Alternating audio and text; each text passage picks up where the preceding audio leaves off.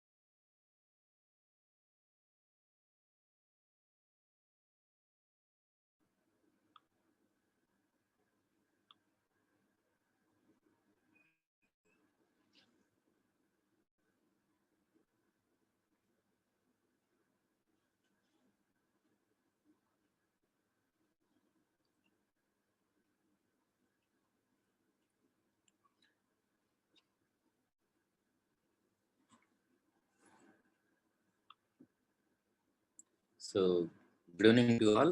Can you hear me? All of you.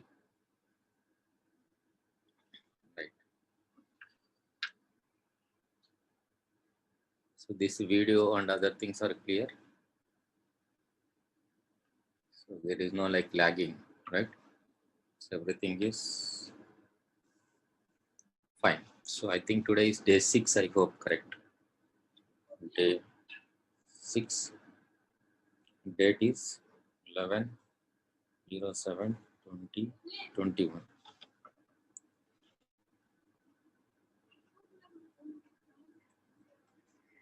All right. So we'll start our course. Sir, one request, please don't extend the timing as we are. Yes, I understand your problem. So there is no like extension. The class will start only from 5 and it will continue till 9. So the doubt session will be from 9. So don't extend the timing means. So from 5 to 9 I can take. I think no issue you are having. Gupta, Abhinandan Gupta, right? Right.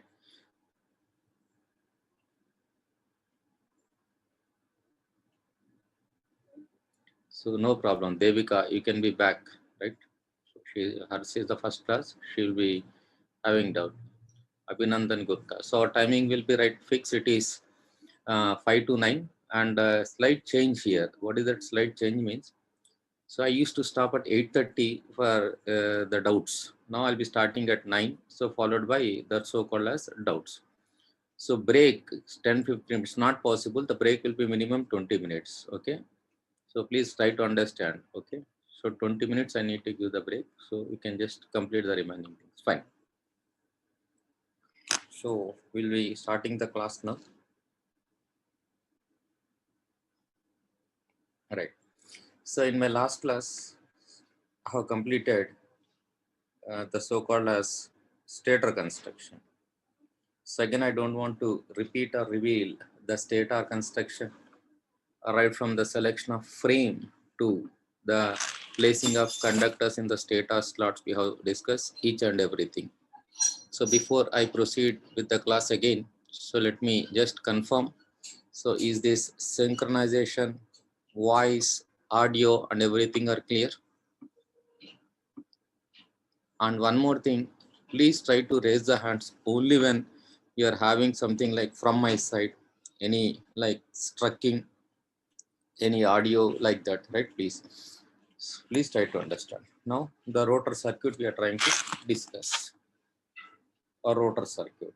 So if you just recall yesterday's class, so basing on the rotor, as I told you that there are two types of induction motors. One is a cage type, the other one is a wound type. Now let us see one by one and we are going to discuss about these rotors.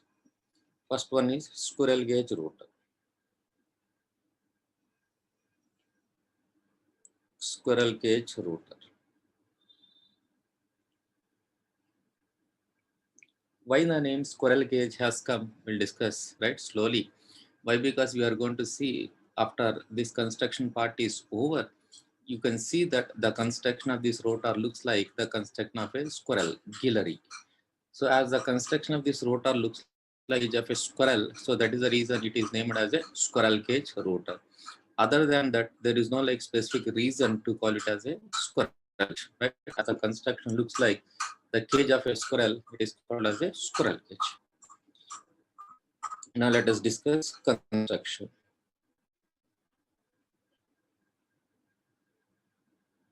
Construction, right? So if you just remember, I told you in my starting days, for the production of torque, we need two magnetic fields and the relative speed between the two magnetic fields has to be zero. So we are producing these two magnetic fields with the help of two electromagnets. So one electromagnet construction is over, that is the stator electromagnet. Now we are supposed to discuss about the rotor electromagnet. If you remember, an electromagnet should consist of a core, winding, and through that windings current, right? So if you recall, the same thing we have discussed with respect to stator also, right? Now coming to this rotor construction, the rotor will be having a core. So whatever the core we are supposed to select, right? So what should be the, what happened, Charan? So I think everything is clear, I hope. So Charan is raising the hands. Clear? Raise the hands, all of you. Right. See, Baba, if you just raise the hand means I feel like something is from my side, right? So don't raise the hand. See, striking is not from my side, Charan. See, it is clear. So only you alone has raised the hand. So I feel that your side you are having issue. Please check the issue, Charan, right? But because you are only the person who has raised. Please, Charan, check. Now let me come back. Core. So whatever the material we are supposed to have, that core should have basically two properties. What are those two properties? The core should be mechanically strong and the permeability of the core should be very high. Already we have seen with respect to stator why the core should be mechanically strong. I told you that this rotation is due to the interaction of the strong attractive and repulsive forces, right? Opposite poles will be there in the field, and due to attraction and repulsion, that so called as the rotor rotates. So due to the strong attraction and repulsive forces, then if the core which we have selected is weak, then there is a possibility that it may get break. So that is the reason the mechanical strength should be very high. And you know that generally these motors are used to move some heavy object. If it have poor mechanical strength, then it is not possible for the core or the rotor to rotate very high objects. So that is the reason it should be mechanically strong. The second thing is the permeability of the core should be very high. Why? Because the required magnetizing current will be less. So what is the material which is having these two properties, mechanically strong and high permeability? Means you are nothing but a steel. But what is the problem we are having with that steel? Means it is a good conductor of electricity. So in order to reduce that electrical problem, then our property we are adding some silicon. The same story goes. So finally, what is the material we are using for the core? Means it is a laminated silicon steel. So core is made up of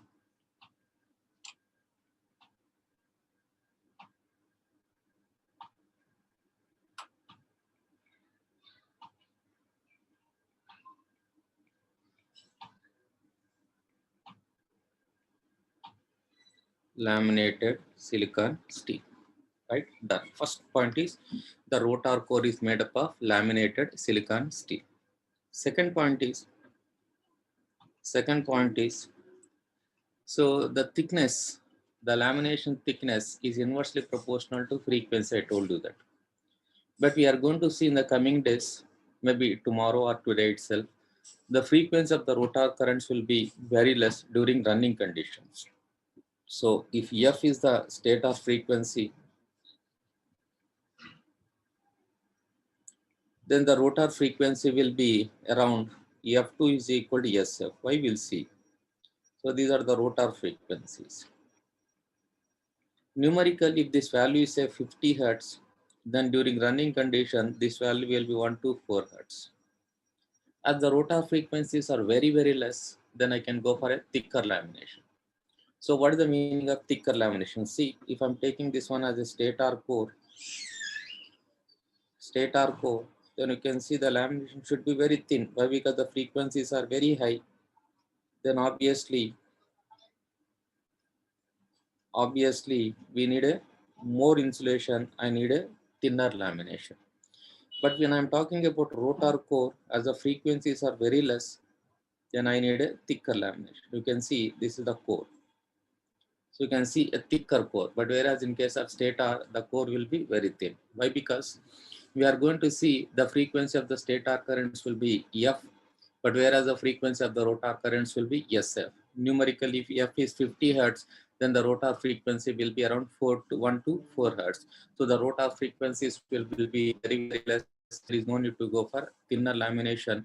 We can go for a thicker lamination. That means the thickness of that lamination, or we call it, will be very less in case of stator, but in case of rotor, it will be little bit more, right? Please.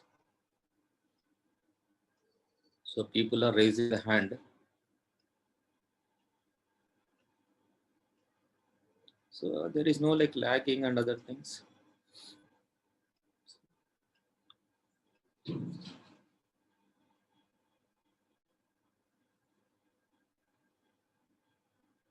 Right. So nothing is left. Just you can see.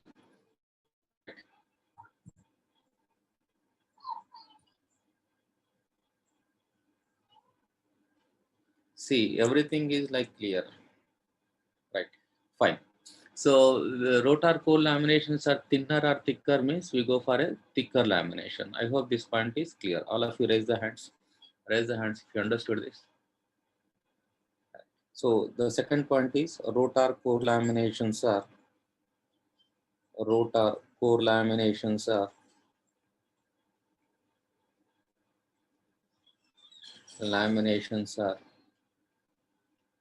thicker laminations. Thicker laminations. Thicker laminations. Whereas in case of stator core, those laminations are thinner, right? I hope this point is clear. Third point is if I'm trying to draw the rotor core like this. See, on the rotor core, we need to make slots. Again, we have seen how many types of slots we are having. Three types of slots. One is open type, the other one is semi-open type, the other one is a closed type. Right? So here, which type of slots we generally prefer means for all medium range machines, we prefer to go with semi-closed slots. And you know the reason why we are going with a semi-closed slots.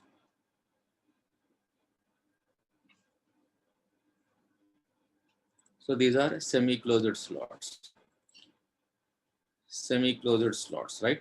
So third point is semi-closed slots are made on the rotor surface to support the rotor conductors, right? So once again, so why we need to make slots means to support the conductors. So how many type of slots we are having? Three types of slots. What are those? Open, semi-open, and closed. So which slots are being generally used for induction machine? So we are using a semi-closed slots. You know the reason why. I hope this point is clear. Confirm me, all of you. Right, very good. Now the question comes. Sir, you have drawn only 4 slots on the outer surface. Sir, it is only the 4 slots, or I can go for more number. See, it is not there is something like only 4 slots. So as the time matters, just I have drawn only 4. You have to draw throughout the surface, right?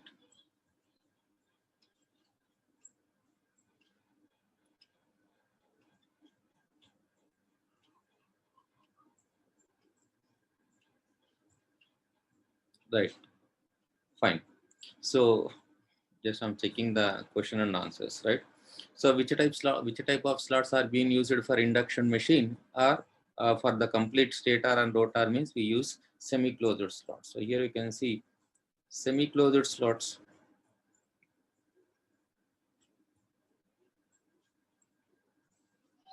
Semi-closed slots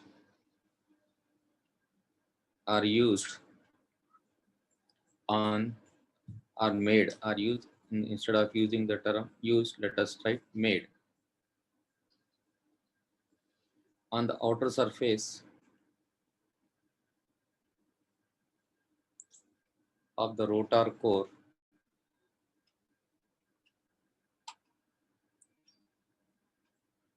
to support the rotor bars. Right? This is the third point. Now the fourth point is, so here one point you are supposed to be notice, in case of a squirrel cage rotor, the rotor doesn't carry any windings. Windings in the sense, already you know what are called as windings. Windings in the sense conductors, end connections, turns, like coils, series and parallel connection of the coils, like that. Such a huge mess up will not be there in case of this squirrel cage rotor. So we are having only bars. So first point to be noted is in case of a stator circuit, the stator circuit will have windings. So whenever I'm using one terminology winding, you have to imagine that conductors, turns, coils, series, parallel connection, you have to imagine. But whenever I'm talking about bars, no such huge stuff will be there. So we are having a bar-like structure. So something like a thick bar-like structure will be having. So we are using those bars inside the rotor slots. So here we are making thick bars. So these are the rotor bars. So these are uninsulated rotor bars. uninsulated rotor bars. Remember, these rotor bars, ready-made bars we generally don't use, right? So what are the bars how the bars are being made means, see. So if you just see the outer surface of the core, in the core you'll be having slots, right? So what is the material I supposed to use for the rotor bars? Let me say copper. Then what I will try to do means, I'll take that hard copper, I melt it. When I melt, it will be in liquid form. So what I will do means, I'll take that liquid copper, then I'll pour that liquid copper inside the slots. So that liquid copper will be settling out throughout the corners of the slots. Once you leave it for drying, once it get hard enough, then it will form a rotor bar. Please remember that we don't take a ready-made rotor bar and we'll place it here. So we make the rotor bars directly in the rotor slots. So they are been directly made. They are not like ready-made, they are made here. So how?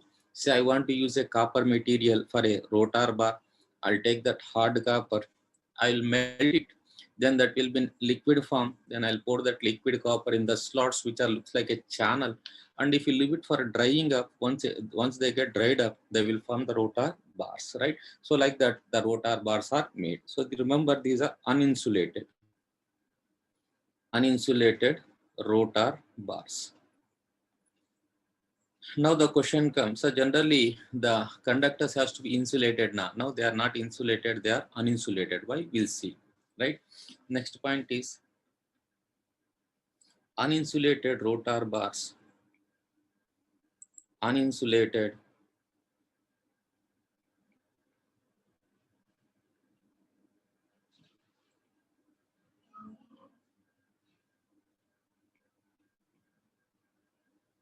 rotor bars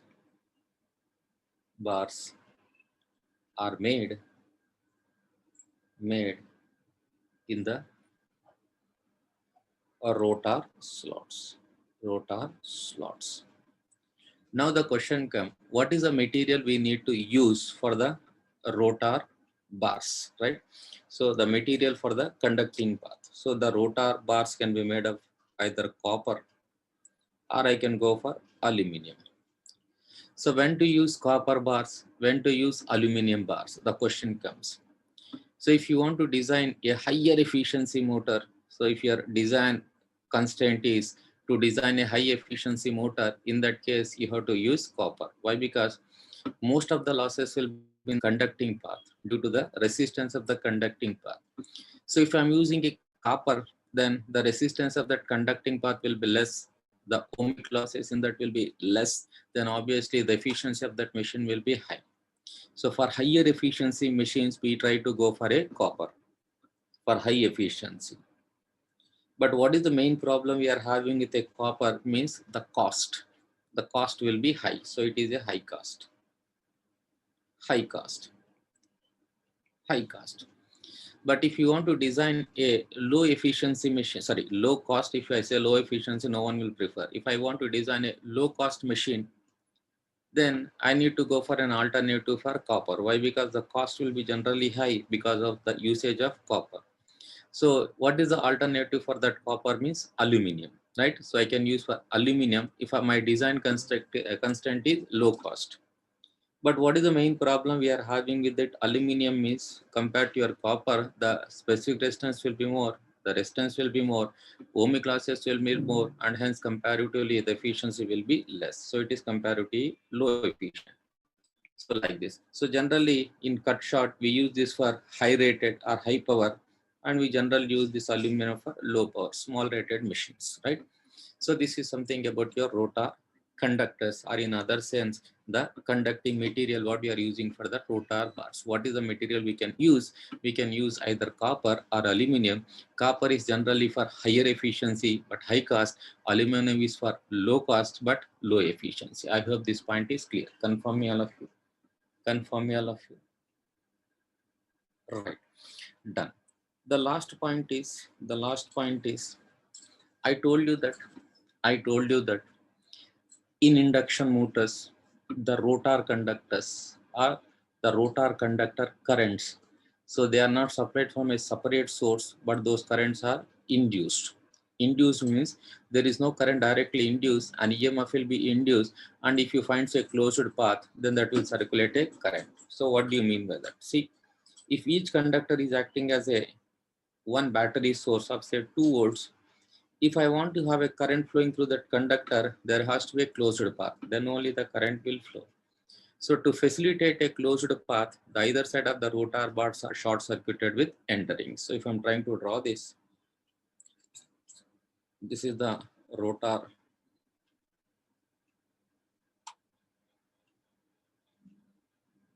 core.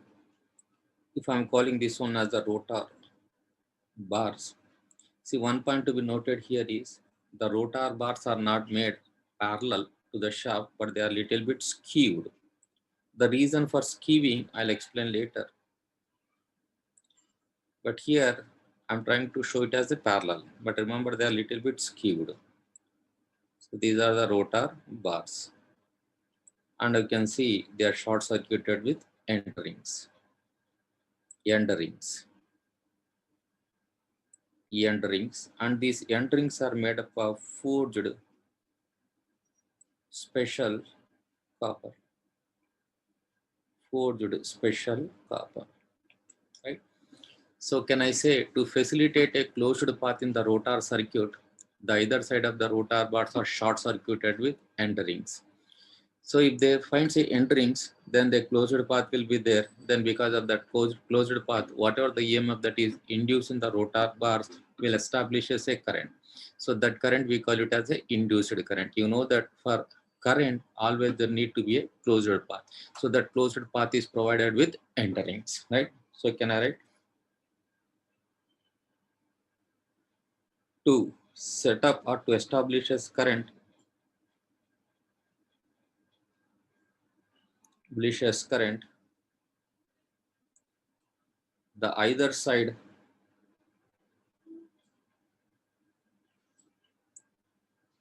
of the rotor bars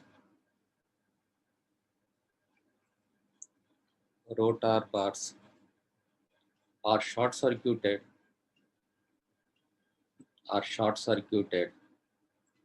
with end rings,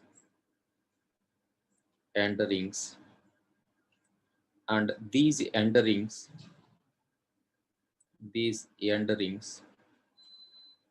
are made up of forged special copper, special copper. So this is something about your which rotor, squirrel cage rotor. So once again, I'm just trying to low battery. So that is 10%. Just wait, I'll come back. See, before we just take 1 minute, listen. See, whenever we are talking about squirrel cage rotor, the squirrel cage rotor doesn't carry any windings. It have only bars, right? Now the question comes. So here, sorry, you have drawn those rotor bars parallel to the shaft, but in general they will not be parallel. So those bars will be little bit skewed, tilted like this. These will be like tilted. So these we call it as skewed rotor slots. Why we need to skew means we have some unwanted harmonics, slot harmonics. So in order to rule out, in order to compensate those slot harmonics or nullify those slot harmonic, neutralize those slot harmonics, we need to go for this skewing, right? We'll see what is that skewing later on, right? Just give me 1 minute, I'll keep. See, people are raising the hands. Shivaram Krishna. So is it clear from my side? See, I feel everything is clear from my side, but still people are raising the hands. See that give some irritation. Is it clear from my side? Please confirm me. Right. Fine. Just 1 minute. I'll come back.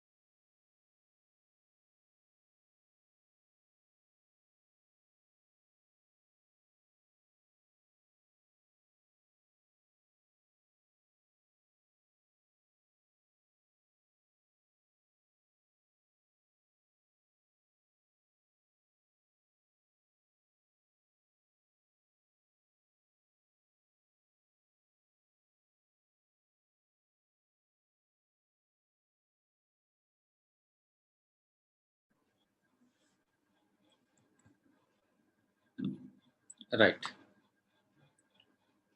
So this is something about the construction of which rotor? A squirrel cage rotor. Now the question comes, why the squirrel cage has come? Then if you look into the construction of this rotor, so this construction of this rotor looks like the cage of a squirrel. So that is the reason it is named with a squirrel cage rotor. It is named with a squirrel cage rotor. I hope this point is clear. Confirm me all of you. Right. Once again, let me repeat. Right. Let me repeat. See, I told you that the torque in any rotating machine is due to the interaction of poles or the magnetic fields, right? So to produce that magnetic field, how many electromagnets we are using? Two electromagnets we are using. One electromagnet already you have seen in the last class, that is the stator electromagnet. So this one is the rotor electromagnet. So electromagnet means it should consist of a core on that windings and through that current. So whatever the core we need to select should satisfy the two requirements of mechanically strong and high permeability. So we have seen the story. So finally, what is the material we are using? Laminated silicon steel. Now coming to the thickness of the lamination. So already we have seen in the stator construction, the lamination thickness is inversely proportional to frequency. In case of stator, the frequencies will be equal to the supply we are going to see. But whereas in case of rotor, the frequencies will be equal to the slip times the supply frequency. Numerically, 50 is the stator frequency. The rotor frequency will be 1.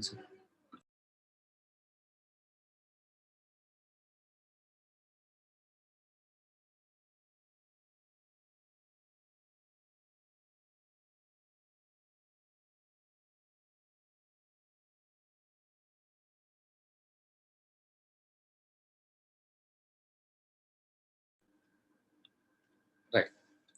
Next. So this is just small issue. Next. So this is something about your cage rotor. Next, let me go for features. See, in most of the interviews, the questions were being asked from these features. Let me explain the features.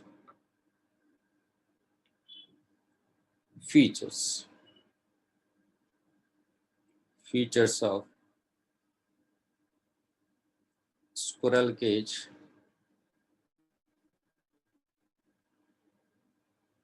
rotor.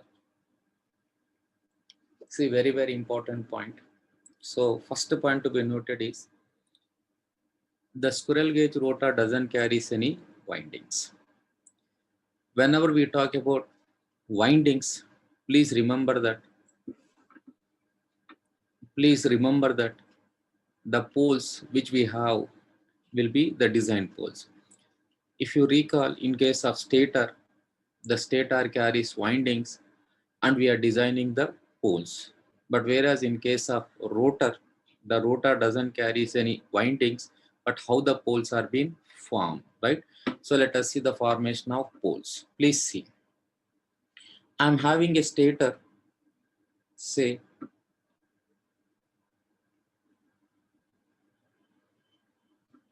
stator. In the stator, I'm designing for 4 poles. I'm designing for 4 poles.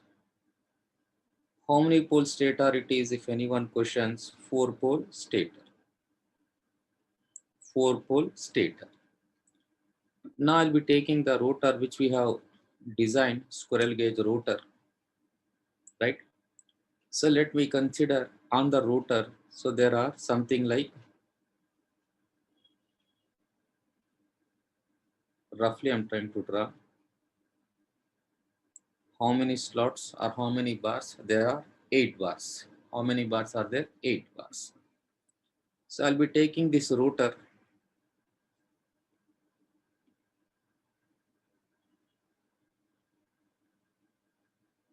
and I'll be placing this rotor here, right? So how many bars are there on the rotor? 8. So you know that whenever a three-phase excitation is given to the stator winding, what is the nature of these poles? Rotating. These poles will rotate. So when those poles are rotating, the flux lines which are produced by those poles will start cutting the conductors. As a result, what is induced in that conductors? An EMF will be induced. Why? Because those poles are rotating, the flux lines are rotating, and they are cutting the rotor conductors. As a result, what is induced? An EMF will be induced. So I want to know the direction of induced EMF. See here, which rule I need to apply to know the direction of induced EMF? Fleming's right hand rule. But here you can see, as of now, those rotor conductors are stationary and this field is rotating. Then if I want to know the direction of induced EMF with rotating field and stationary conductors, already I told you that we have to imagine that the conductors are moving in a direction opposite to that field. In which direction we have to imagine? In counterclockwise direction. If that is the case, so these two will be dot and these two will be cross. Which rule I am applying? Fleming's right hand rule. Again, every time I cannot repeat, so you can understand. So these two will be dot and these two will be cross. So already in the last class I explained, these are the directions of induced EMF, right?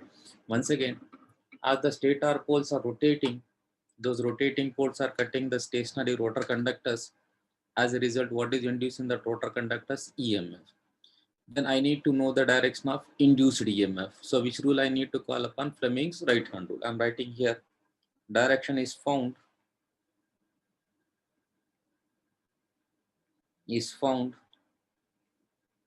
using Fleming's right hand rule. Right hand rule. So it is start. I told you that the rotor bars are closed or open. The rotor circuit is closed. When the rotor circuit is closed, what circulates through the rotor conductors? Current. So there is a current. So because of that current, there is one more flux. Then what will be the direction of flux which I need to find? It is right hand thumb rule. See, all this I have discussed in the previous class. I told you the same thing. See, whatever we are discussing, so they are required for the coming class. So please, so the direction of flux will be like this. Current is upwards, the direction of flux lines are like this.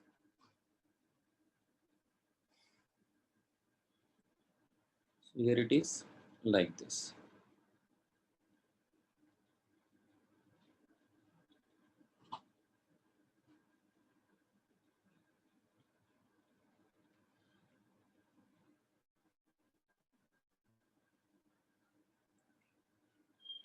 It is like this.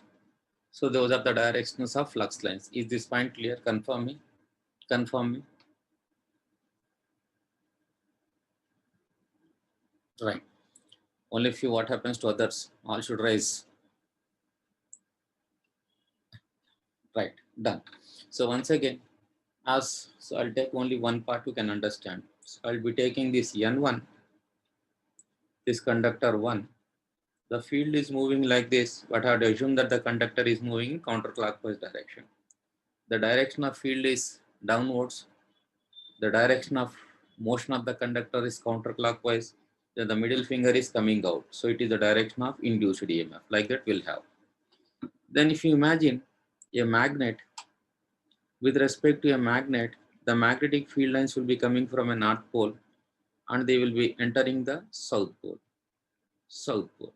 If the magnetic field lines are coming out, then what is the pole that can be imagined there? A north pole. So here you can see there will be a north pole form.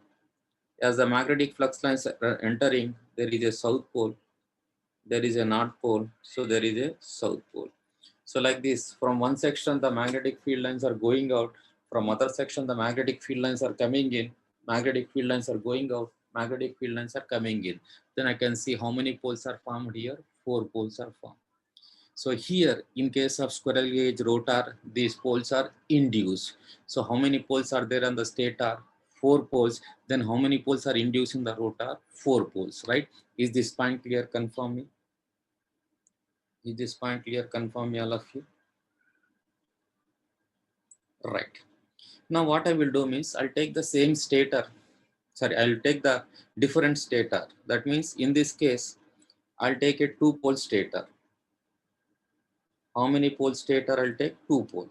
You can see with respect to the number of poles, the stator is different. So this is how many stator? 4-pole stator. So I'll be having 2 coils like that, So I'll be taking a rotor now, the same rotor I'll be taking here, and I'll be placing here, the same rotor. I'll be placing. How many conductors were there on that? 8 conductors. If you can just go through that. 8 conductors. Now in this case, as these poles are rotating, the flux lines will be cutting. So here you can see how many conductors or how many bars are there under the north pole now? 4 bars. So this is dot, this is dot, this is dot, this is dot, this is cross, this is cross, this is cross, this is cross. If I apply the same Fleming's, right hand thumb rule, it is like this. 1 second.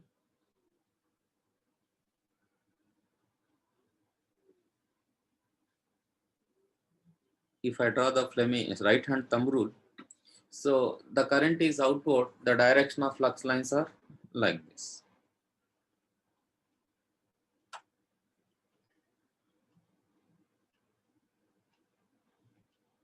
So here it is like this. Then you can see from this section, the magnetic field lines are entering, means entering the core, means which pole here? South pole. Leaving the pole means which pole? North pole. So you can see in the same stator, earlier how many poles are being formed? 4 poles.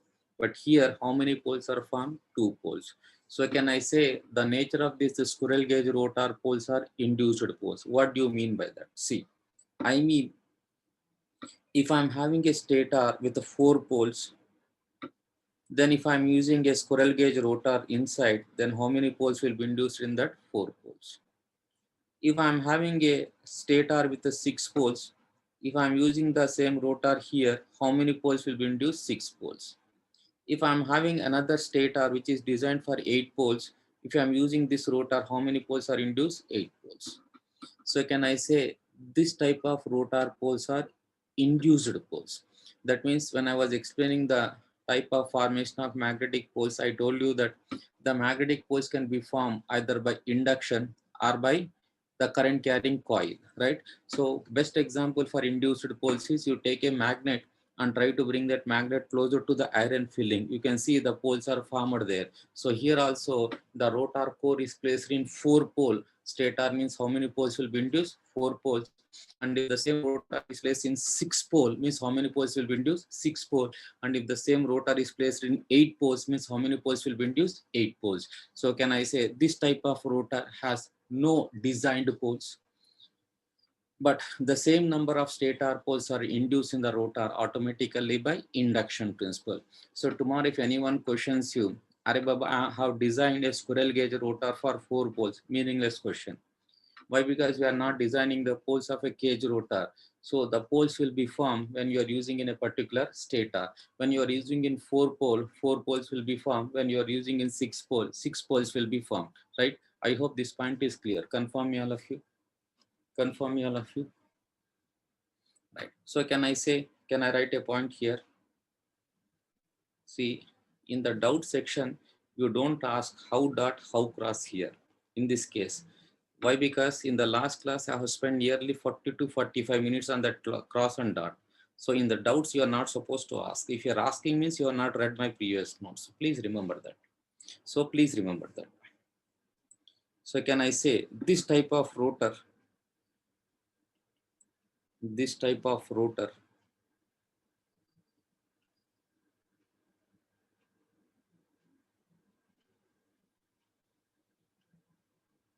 this type of rotor has no definite number of poles, definite number of poles,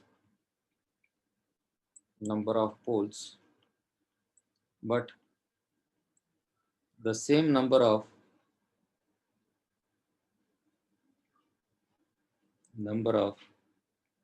stator poles are formed in the rotor core, by induction. by induction. I hope this point is clear. Confirm me all of you. Confirm me all of you. Very good. Excellent. Next and very, very important point is see. Second point. See, if you open any textbook, no textbook will explain all this. But these are all required for you. Once again, I'm reminding you, Baba. It is not like we are learning here and we are living here. We need to carry all these things in the coming days. Please remember that. Right. Now the next point is I'm having a four-pole stator. Four-pole stator. Then how many poles are induced in the rotor? Four pole. Four pole. And you know that by changing the end connections, the stator poles can be changed. Already we have seen that. Now the same stator poles I have changed from 4 to 2 poles. 4 to 2 poles. Then what happened to the rotor poles? The rotor poles also changes to 2 poles. That means in the first case, the rotor will have 4 induced poles. Why? Because they are under 4 poles. Now in the second case, the rotor will be under 2 poles. Then how many poles will be induced in the 2 poles? So can I say this type of rotor automatically changes, or this type of rotor poles automatically changes with the stator poles. Whenever the stator poles are changed, the rotor poles also changes automatically. So there is no need to worry about the rotor poles. The stator and the rotor poles will be always same in this case. Is this point clear? Confirm me. Confirm me. Right. So I'm writing the next point. This type of rotor poles, this type of rotor response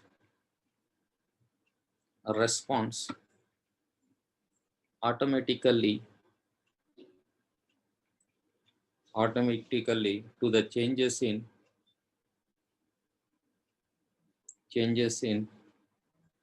stator poles. Stator poles. That means at every instant the stator poles and the rotor poles will be same in number. Third and very, very important point is, you know by definition what is called as a phase. Phase means windings. Winding means series and parallel connections of coils. Coils means we should have turns. Turns means we should have conductors, right? But if you look into this squirrel cage rotor, the rotor doesn't carry any windings. So there are no windings, but one can treat the number of windings in the rotor by some formula. What is that formula? Let us see. Please see. Please see. If I am having two poles, north and south poles, right? And these two poles are rotating in three phases. I mean, this because of three-phase excitation, these two poles will be rotating. Now let us consider a rotor. In this rotor, there are 4 slots and there are 4 bars. How many bars are there? 4 bars. How many bars? 4 bars. Please confirm me how many bars are there? 4 bars. Raise the hands if it is clear. Right. Then you know what is called as a winding. See, two-phase winding means what is the spatial angle between those two? 90 degrees. 90 degrees, right? If I consider this is phase A, this is phase B. If the voltage in phase A is maximum, then the voltage in phase B will be 0. Similarly, when the voltage in phase B is maximum, the voltage in phase A will be 0. So it represents how many phases we are having. 2 phases we are having. Is this point clear? Confirm me. Is this point clear? Confirm me. Right. Now you please tell. Yesterday I was explaining about this. So these poles are rotating. These poles are rotating. Due to that rotation, flux cutting is taking place. Due to that, an EMF is induced. Then you can see the voltage in this conductor A and the voltage in this conductor B will be maximum. Will be maximum. Don't ask. Already I told you in my last class, if the conductors are coming exactly under the poles, the flux cuttings will be maximum, the changes will be maximum, and the EMF will be maximum. then what will be the voltage in this conductor C and D? The voltage in conductor C and D will be zero. That means A and B are forming one coil and C and D are forming one coil. So in A and B, the voltage is maximum. In C and D, the voltage is minimum. That means it represents how many phases there? It represents two phases. So how many phases it is representing? Two phases. Why? Because once again, in conductor A and B, the voltage are maximum, but whereas in conductor C and D, the voltages are zero. Then it represents this type of voltages here.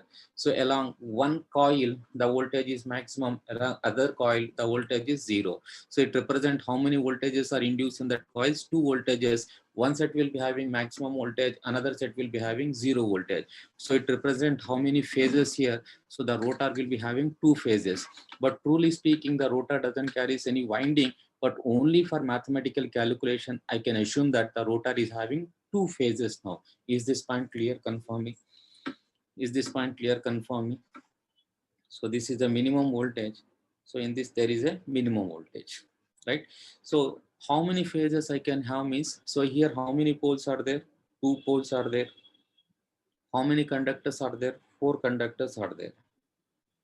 Four conductors are there. 4 by 2 will be 2.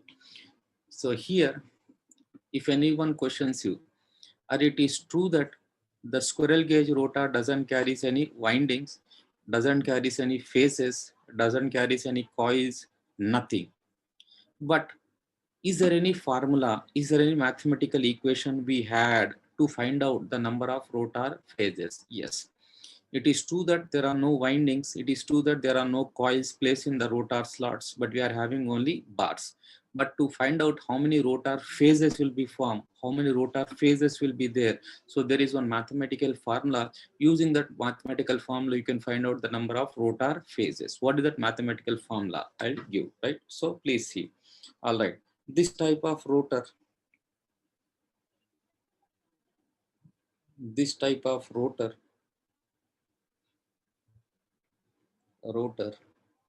has no windings, or phases, but one can treat one can treat the number of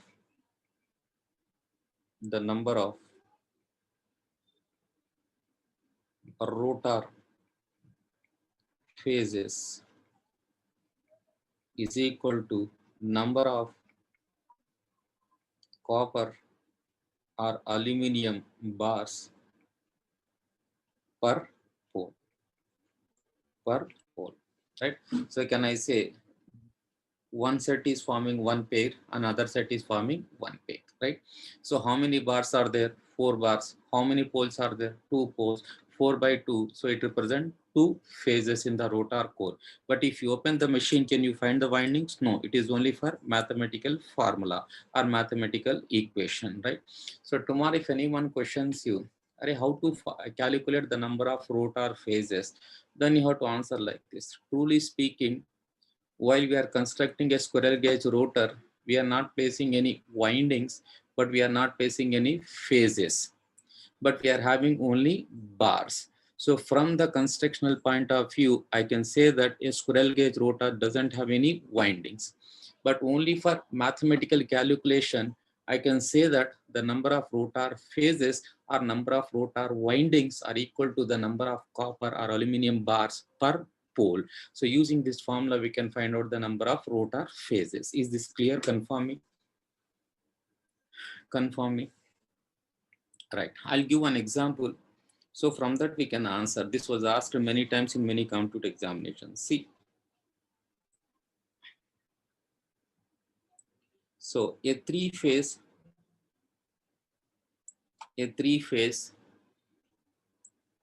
four-pole, 400 volts,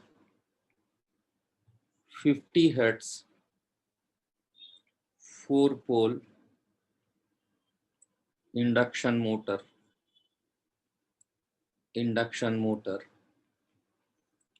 has 36 stator slots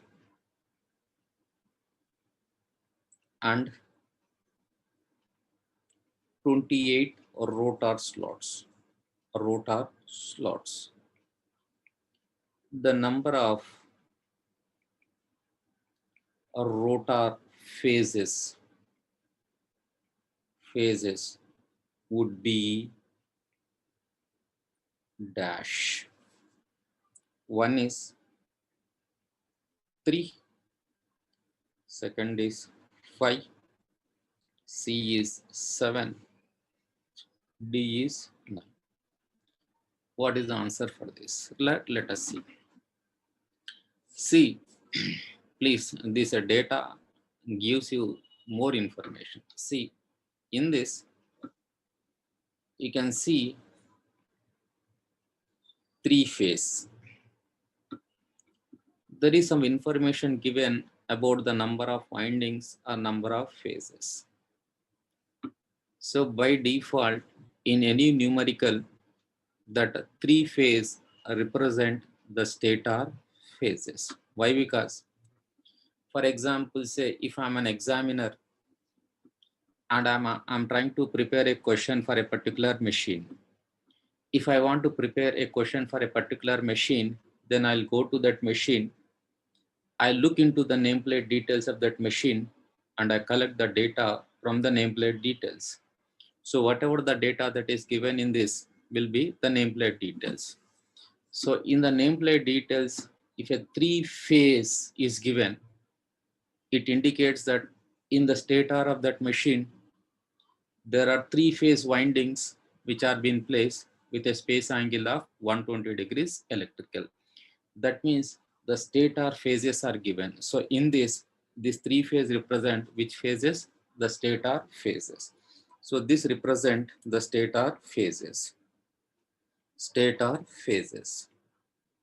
But the question asked is about the rotor phases, stator phases, right? Next, 4 poles. That means each stator phase is wound for how many poles? 4 poles, right? So these are the poles per phase, right? 400 means it is the line to line voltage. 50 hertz means it is nothing but, so it is duplicated, right? 50 hertz is your current supply, frequency of the currents. Now let us see what is the answer for that. So how many pole stator it is? 4 pole stator. Then you know that as it is a squirrel gauge rotor, how many poles will be induced in the rotor? Also 4 poles. Already we have seen this type of rotor has no definite poles. The same number of poles will be induced in the rotor. So rotor poles are also how many now? 4 poles. Poles are 4. How many slots in the rotor? Rotor slots are 28. Then how many slots per pole in the rotor? Slots per pole is 28 by 4. It is nothing but 7. And you know that in each slot you place one bar, right? Then how many phases will be there here? 7 phases will be there in the rotor. 7 phases are there in rotor. This is a formula which you are supposed to use. 7 phases are there in the rotor. But it is only for calculation purpose, or truly the rotor have windings? No, it is only for calculation purpose. Basing on which equation? So this equation we can calculate the number of rotor phases is equal to the number of rotor bars per phase, bar per pole. So like that we can find out. Is it clear? Confirm me. Right. So you know this question is asked in GATE for 2 marks earlier, and other competitive examination also this question is asked. Then you may have a doubt. Sir, in this case, basing on the rotor slots, you have calculated the rotor phases. I agree with that. That is 28 by 4, 7 phases. Sir, can I apply the same thing for the stator slots also? Why? Because stator is having how many slots? 36. 36 by 4, 9. So there are 9 phases. No. So why can't we apply the same formula for the stator? Means in stator, the windings are physically placed. You know that those conductors are physically displaced at an angle of 120 degrees. we take 3 windings in number, and those 3 windings in number are placed in the rotor stator slots with a space angle of 120 degrees. So there the windings are physically placed, they are physically designed there. But whereas in case of rotor, the windings are not physically designed. So these are only induced phases, these are only for calculation purpose. So we cannot use that 36/4 for stator. I hope this point is clear. Confirm me, all of you. Right. So this is something about your third point. So this question was asked in GATE for 2 marks. GATE for 2 marks in some year. That you can see, right? What is a fourth point and fourth A point in that? Fourth point or fourth A point? Fourth A. Already we have discussed. Motoring is not possible if the stator poles, rotor poles are unequal. Why? Because if the stator poles and the rotor poles are unequal, those attractive and repulsive forces will cancel out and they will not make the rotating part to rotate. This was already discussed in the previous classes. Please confirm me. Please confirm me. Right. But luckily, in case of an induction motor, that too particularly squirrel cage induction motor, we don't have the problem of unequal number of stator and the rotor poles. Why? Because the rotor poles are always same as the stator poles. So in case of squirrel cage induction motor, there is no issue that the motor is not starting because of unequal number of poles. But whereas in case of slip ring induction motor, there is a chance that the rotor may not rotate. Why? Because there in case of slip ring, those rotor poles are also designed. What is that? We'll see later. So can I say the operation of an induction motor is not possible if the number of stator and the rotor poles are unequal. Why? As this motor works on electromagnetic torque principle, for electromagnetic torque principle, the stator and the rotor pole should be same. So in case of squirrel cage, the poles are same. So can I write the operation of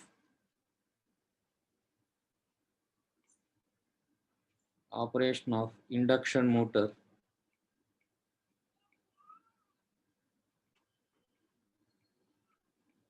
is not possible if the number of stator and rotor poles are unequal. Poles are unequal. Poles are unequal. But in case of squirrel cage, we don't have an issue. But the second point is the operation of an induction motor is possible if the phases are unequal. Why? Because already we have told you that the torque is due to the interaction of poles or magnetic fields. Attractive and repulsive forces will be between the poles. So if I am designing P poles in the stator per phase, if I am designing P poles in the rotor per phase, then the interaction will be there and then the rotation will be there. What do you mean by that? See, if I take this example, this example, in the stator, how many phases we have manually? Three phases. Three phases. And each phase is wound for how many poles? 4 poles. In the rotor, how many phases? According to that calculation, 7. 7. And each phase is wound for how many poles? 4 poles. You can see poles per phase and poles per phase are same. Attractive and repulsive forces will be there and there will be a rotation here. So tomorrow if anyone questions you, or it is true that the rotation depends upon the poles. Yes. Why? Because if they are same, they are adding up. If they are different, they are cancelling out. Does they depends upon the number of phases? No. The phases can be different. In the stator, I can have 3 phase. In the rotor, I can have 7 phase. Or in the rotor, I can have any number of phase. But the minimum number of phases required should be 2. Why? Because rotating magnetic field or the rotating nature of those poles are possible only with the phases are 2. Already I discussed you that minimum number of phases required to produce the torque or to produce the field, rotating field is 2. So minimum phases required on the rotor should be 2. Once again, I repeat, operation of an induction motor is not possible if the number of stator poles, if the number of rotor poles are unequal. Why? Because if the stator poles and the rotor poles are unequal, those attractive and repulsive forces will cancel out and there is no question of rotation. But luckily in case of a squirrel cage, the stator and the rotor poles are same. So definitely there is a motoring. The second point is that motoring depends upon the number of windings or the number of phases? No. Why? Because the torque is due to the interaction of poles. If the poles per phase are same, then obviously there will be a interaction between them. But you know that in stator, these four poles will be rotating and these fold should be rotating. So minimum number of phases required on the rotor should be 2. Why? Because with the 2 phases, the nature of the poles will be rotating, and with 3 phases, the nature of the poles will be rotating in the same speed, and hence there will be some interaction and there will be a torque production.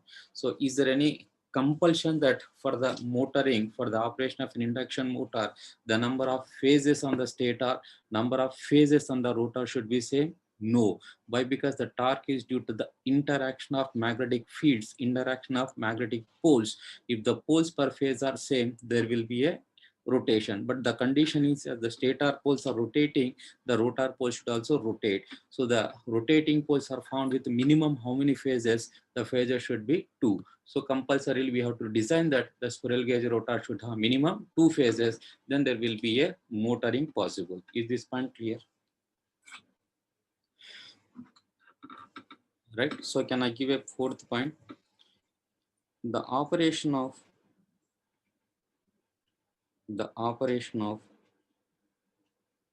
induction motor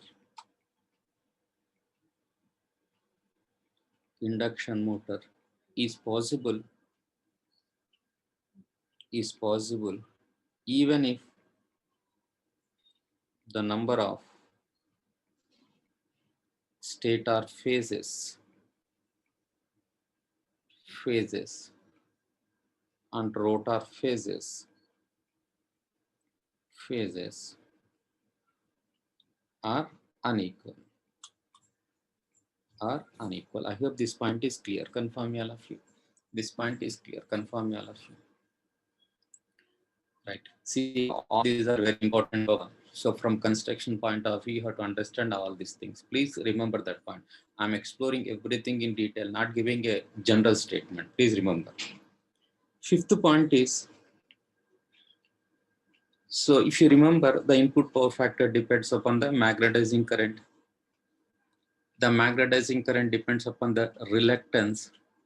The reluctance depends upon the air gap length also.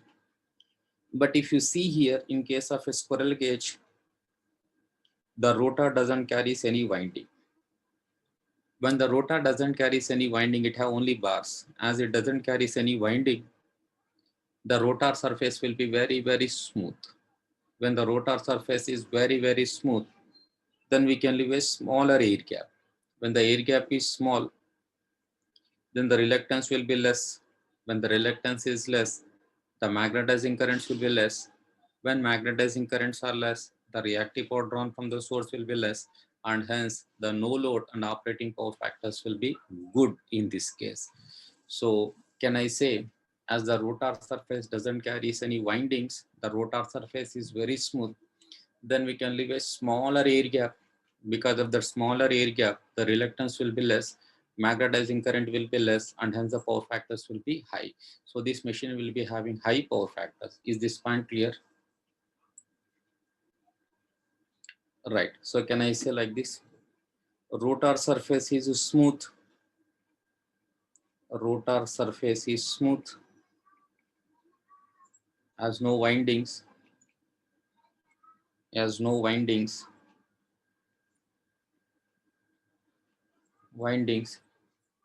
smaller air gap, less magnetizing current,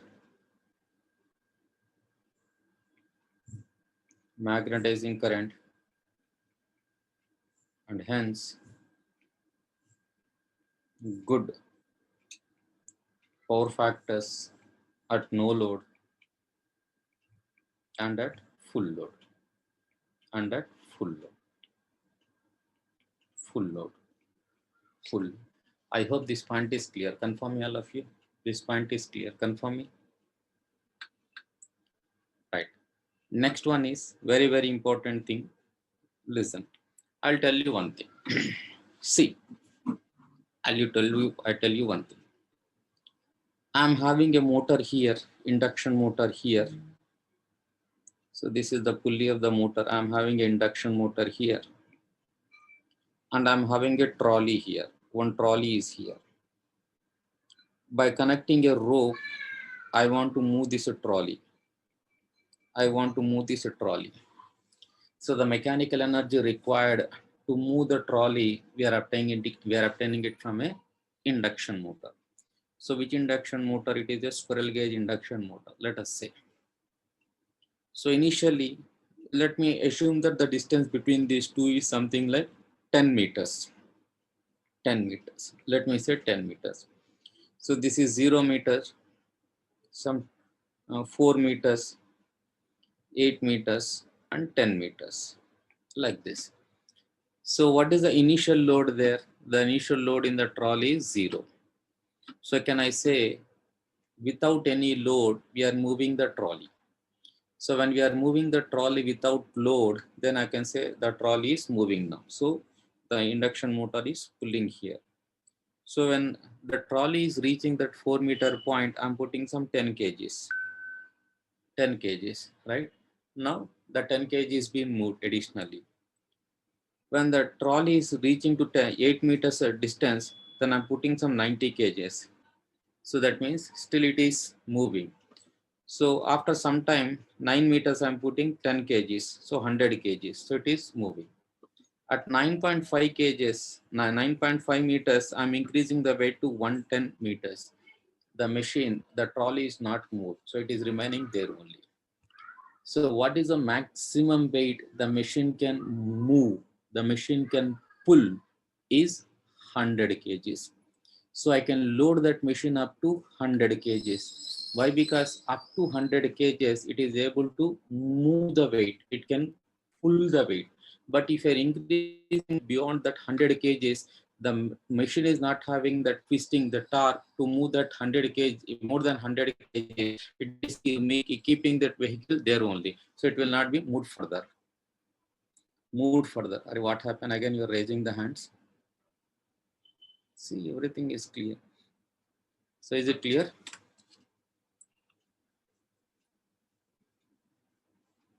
Right, it is clear. See, some people are having the problem there from their side.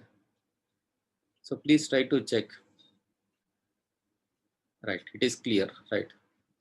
See, audio is clear, right? Done. So one thing, so I'm considering which motor here. I'm considering a squirrel cage induction motor. And this squirrel cage induction motor is used to move a trolley. In other way, some weight. What is the initial weight? 0 kgs. Now I'm moving that trolley without any weight. The motor is started without weight. But after reaching some 4 meters, I have added some 10 kg weight. So what is the weight the motor has to move now? 10 kgs. After some point, I have added 90 kgs. After some point, I have added one more 10 kgs. Then finally, the load on the motor is 100 kgs. It is moving that 100 kgs.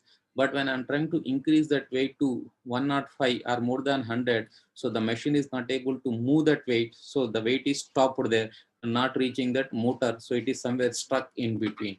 So what is the maximum weight the machine can move, the machine can pull is something like 100 kgs. So here the load on the motor is a raising load.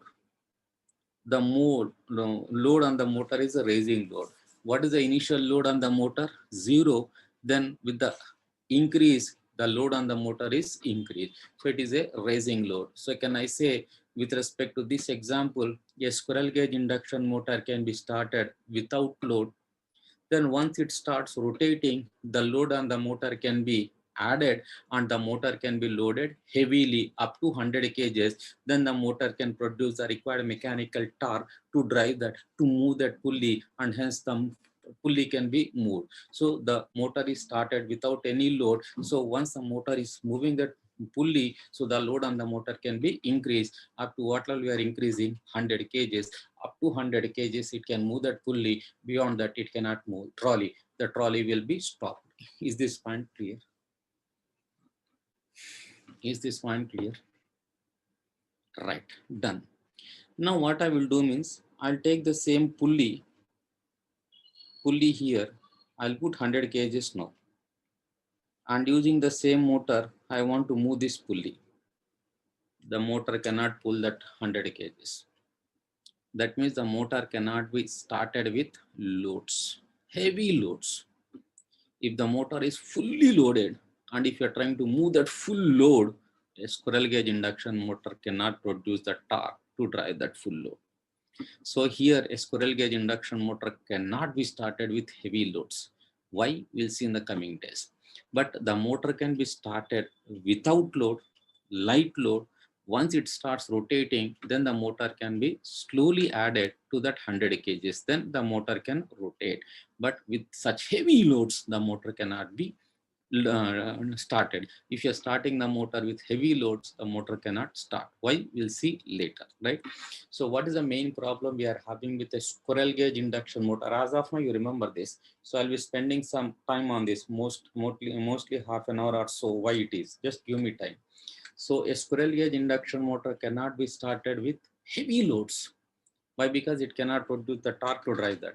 But the motor can be started with light loads and it can be added heavily. The maximum torque of that motor will be excellent. So it can be loaded heavily. So the maximum torque will be more in this case. I hope you understood what is called as starting torque, what is called as maximum torque. Starting is the torque required as starting to move. It will be very less. But maximum is, so it is the highest value of load we can place before it is trying to stop. So it can be loaded heavily, but it cannot be started with heavy loads. Why? We'll see. Is this point clear? Is this point clear? Right.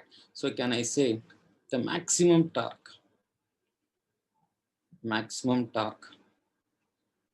of squirrel cage induction motor or rotor, squirrel cage rotor, squirrel gauge rotor is very high. Is high. That means motor can be loaded heavily.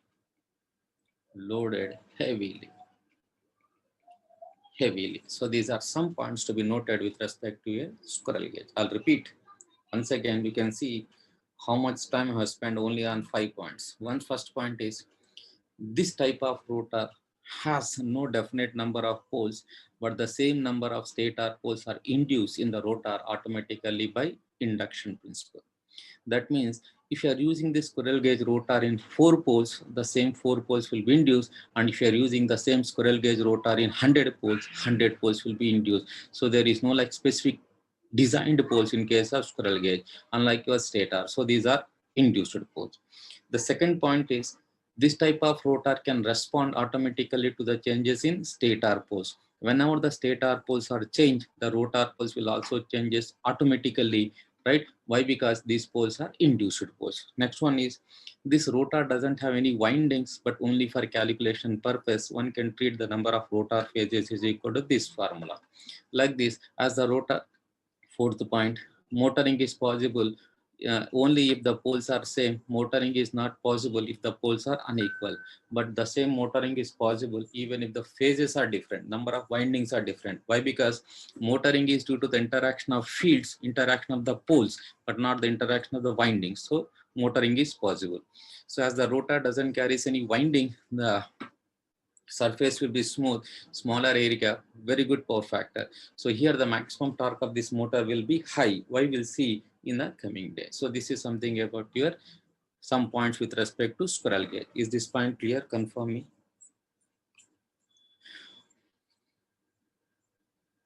Very excellent. Very excellent. Now let us go for the drawbacks. Drawbacks of a squirrel cage rotor. Drawbacks.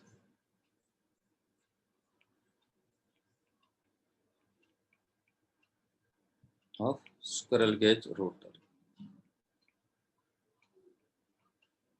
Squirrel cage rotor. So what is the first drawback means? The starting torque is directly proportional to resistance.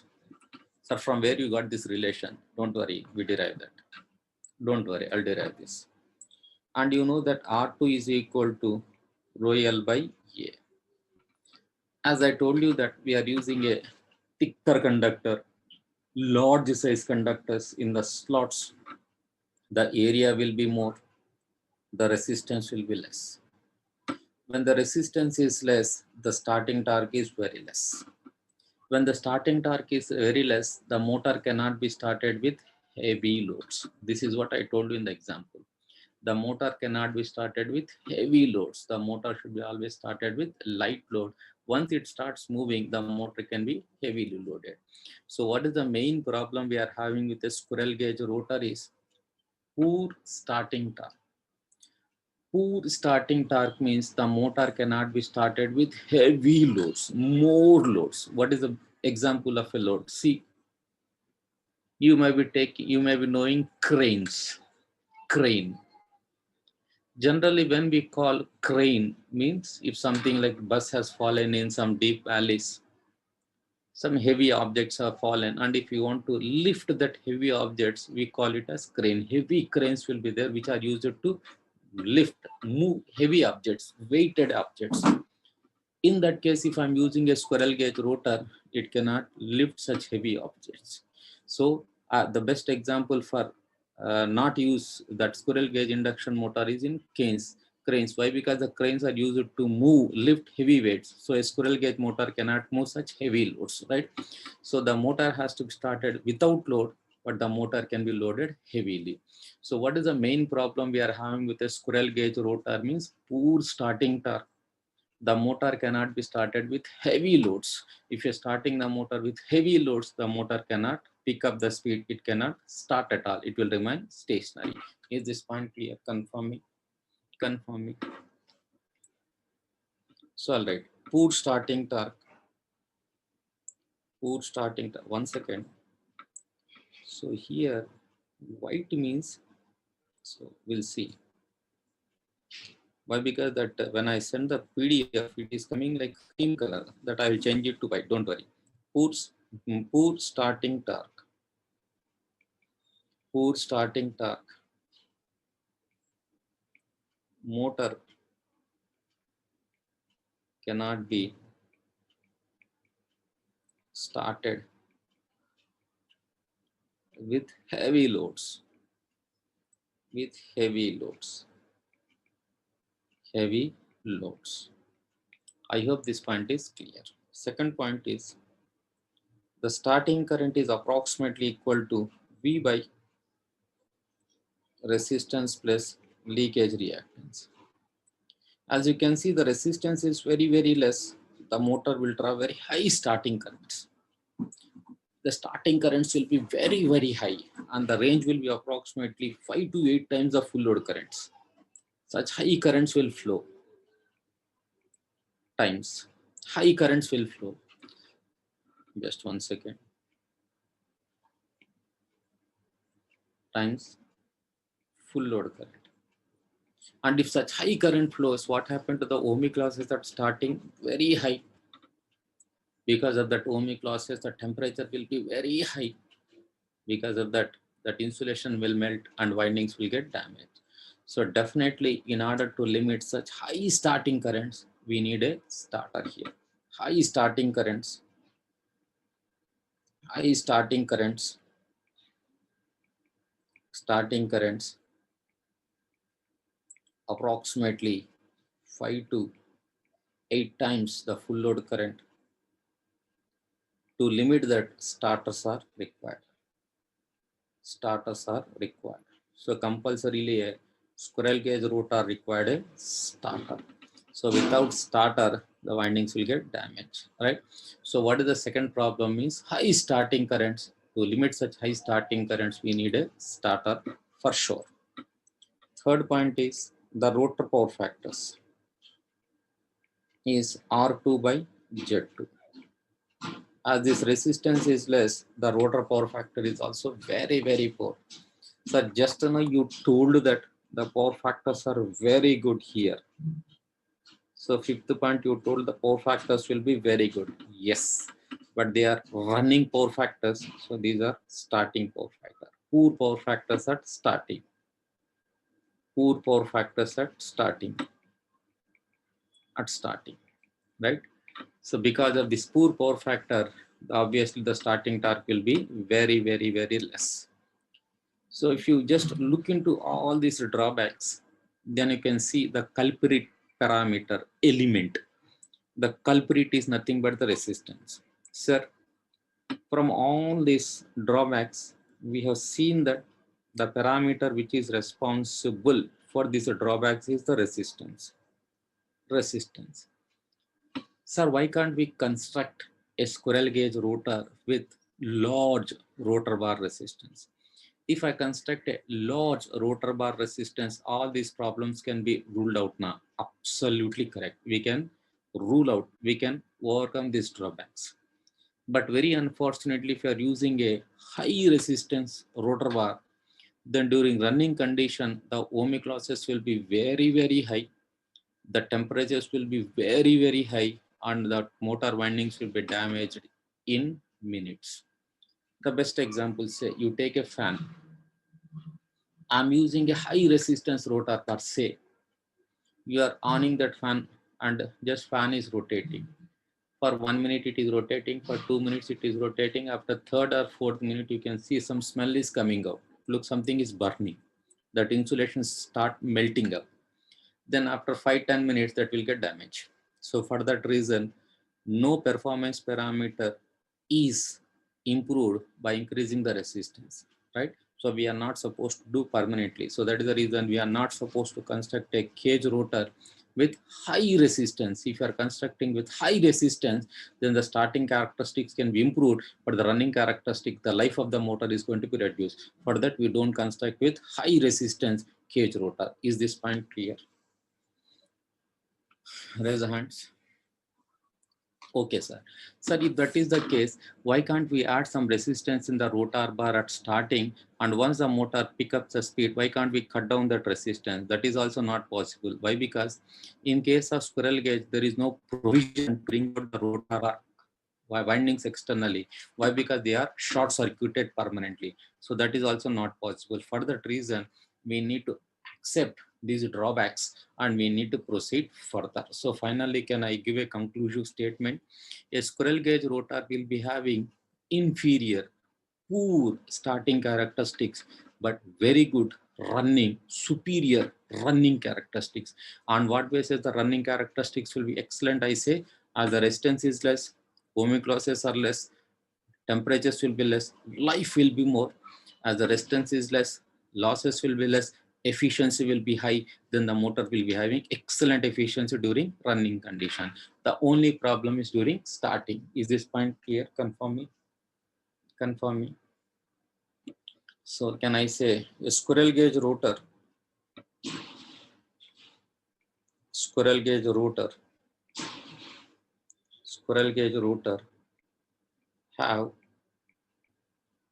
poor starting characteristics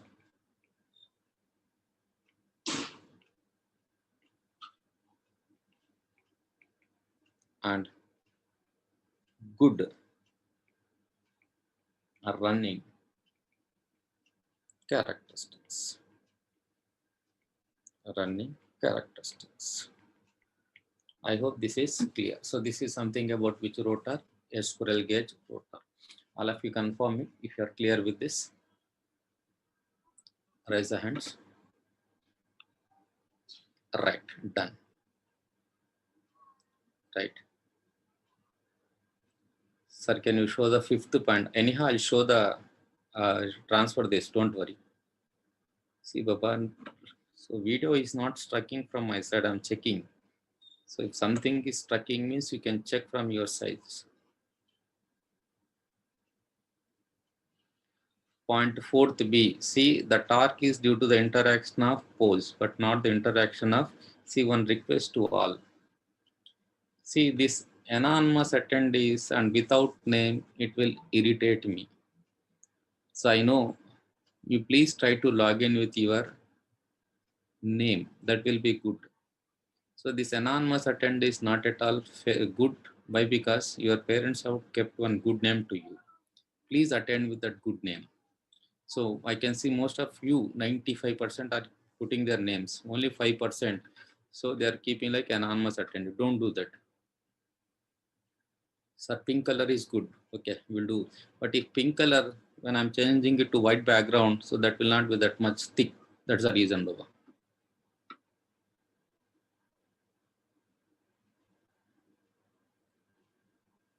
The video is working perfectly. Thank you, Ray. Why torque is proportional to resistance? I told you that the derivation I'm going to do it in the coming days. Just give me time. Okay. So squirrel gauge induction motors are used in fans. Where they are used, I tell all those things. Right. Thank you. Thank you. So this is something about your squirrel gauge rotor. The next one is, sir, we understood that the squirrel gauge rotor will be having extraordinary running characteristics. On what basis I'm using this terminology, extraordinary running characteristics? As the resistance is less, ohmic losses are less, efficiency will be very, very high, right? Whatever the power that is being drawn, that is being converted, that is being fed. So efficiency is excellent here. As the resistance is less, the temperatures will be less, the life of the motor will be long. So it is a longer life. I can use that motor for a long time. So the squirrel gauge induction motor will be having good running characteristics. But very unfortunate thing is the starting characteristics are poor. That means the motor cannot be started with loads. The motor need a starter to control the currents. The power factors will be very poor.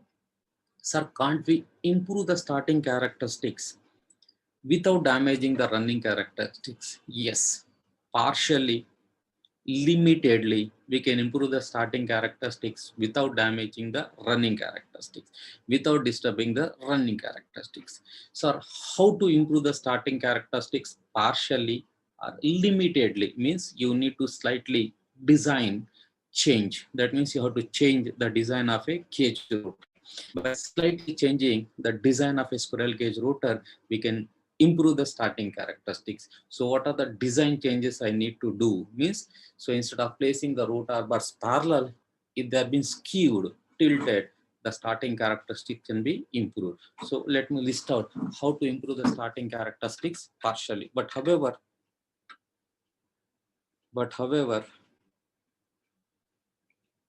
However, the starting characteristics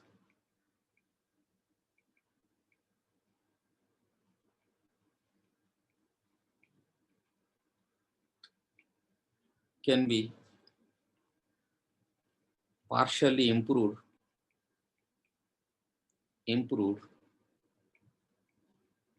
by slightly modifying the rotor circuit design. The rotor circuit design. Rotor circuit design. So what are the design parameters? One is skewed rotor bars.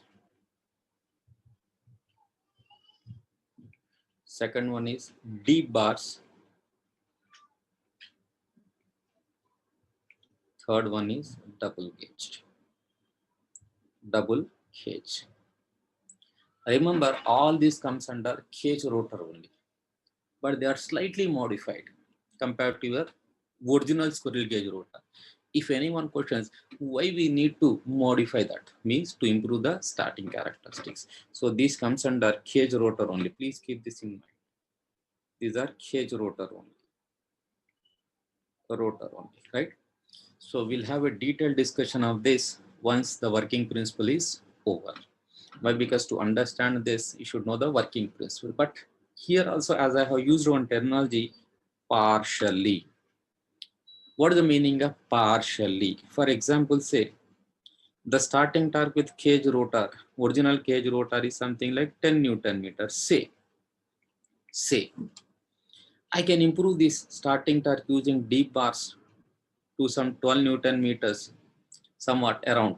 It is not like with respect to numerical value only 12, maybe something range, little bit more I'm trying to tell.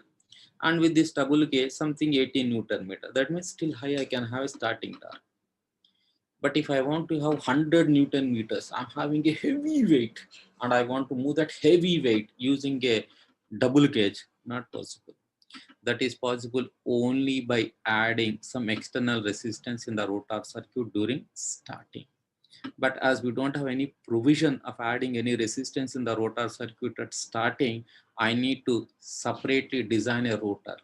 That separately designed rotor is nothing but a slip ring rotor or wound rotor.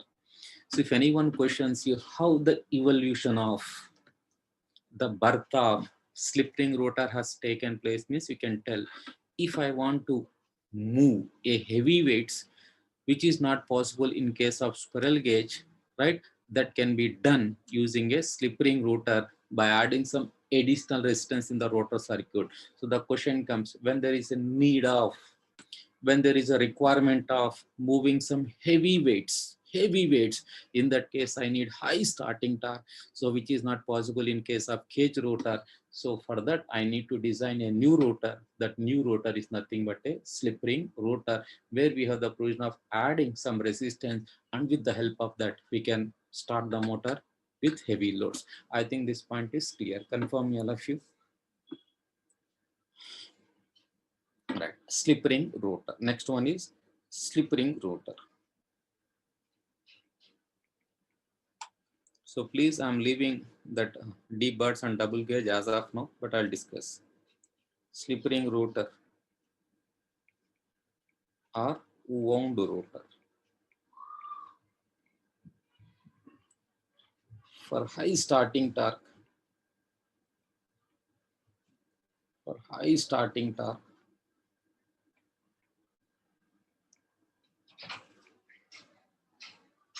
external resistance is required or required in the rotor circuit. Rotor circuit. That provision is made in slip ring rotor. Slip ring rotor. So I hope you understood the birth of slip ring rotor, right? Just 1 minute. Just I'll have water and come. 1 minute. 1 minute. Don't go away.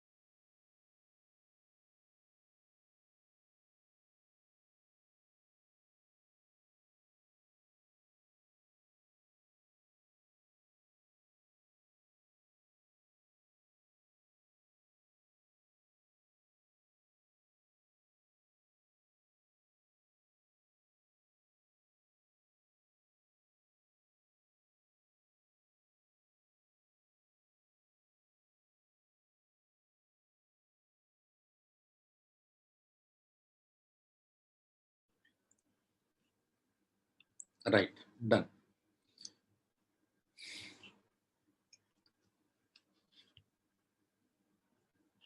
Right. So all of you are there. Raise your hands once. Right.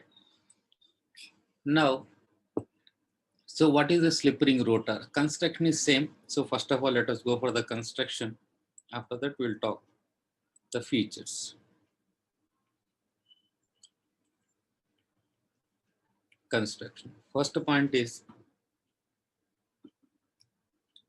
as it is a rotor, as it is a second electromagnet. So what is the material we are supposed to use for the rotor? Laminated silicon steel. Again, here in case of slip ring also, the frequencies will be SF of order 1 to 4 hertz. We go with thicker laminations, right? Again, which slots we are using here? The same semi-closed slots. Construction wise, there is no difference. So a squirrel gauge rotor without bars, a slip ring rotor without bars is same. Only the windings will differ. So here, core is made up of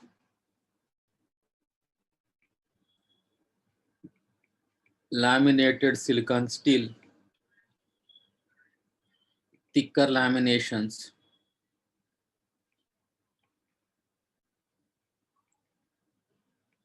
and semi-closed slots. Semi-closed slots. The same story. But the second point to be noted here is, in case of slip ring, unlike your cage rotor, we don't have bars.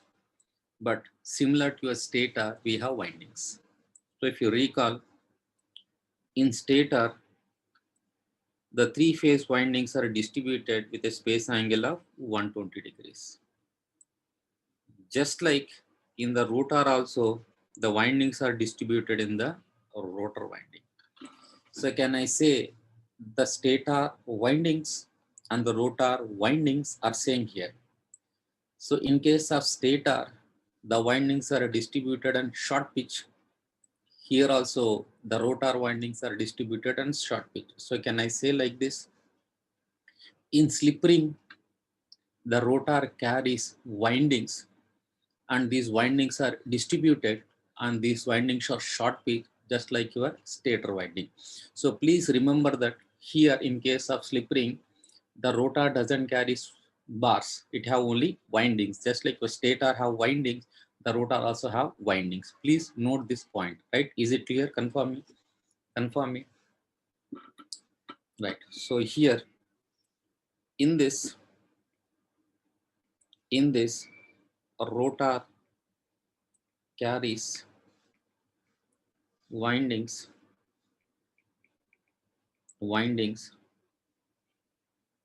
These windings are distributed and short pitch,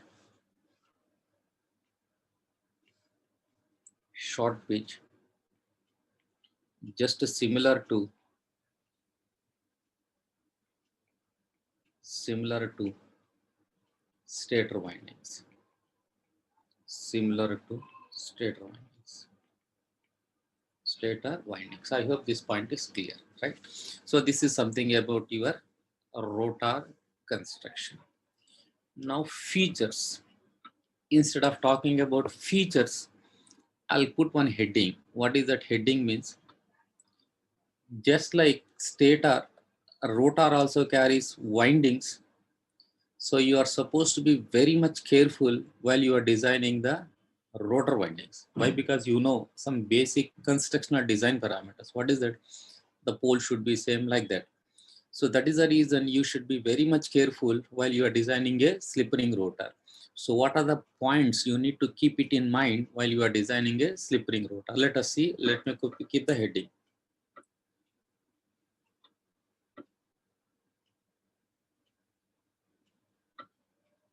Right. Conditions to be satisfied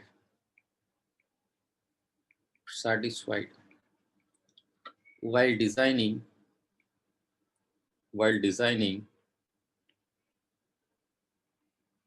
the slip ring rotor. While designing the slip ring rotor, the first point is, as the rotor carries windings, the rotor poles should be designed for the same number of stator poles. So in stator, who is deciding the poles? The manufacturer. So we are designing the poles. Why? Because the rotor have windings. They are manual poles. We are designing them. But here also the rotor carries windings, so we have to design the poles manually. Otherwise, there is no concept of torque production. Why? Because the poles will be unequal. What do you mean by that? See what do you mean by that? I'm having a stator, and this stator is designed for 4 poles. That means each phase is designed for how many poles? 4 poles. Now I'm having a rotor, and in that also say there are 3-phase windings. But here I'm designing the rotor poles for 2. So if I'm using a 2-pole rotor in 4-pole stator, there is no concept of motoring. So in this case, for how many poles you need to design? 4 poles. Then only the poles will remain same. Those attractive and repulsive forces will add up and the motor will continue to rotate. Otherwise, there is no concept of motoring.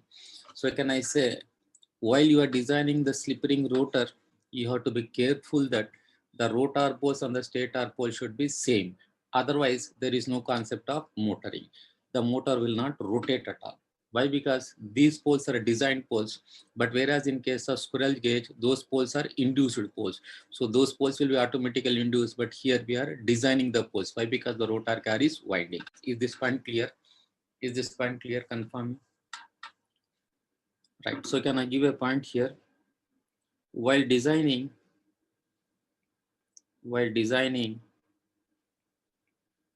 the rotor poles,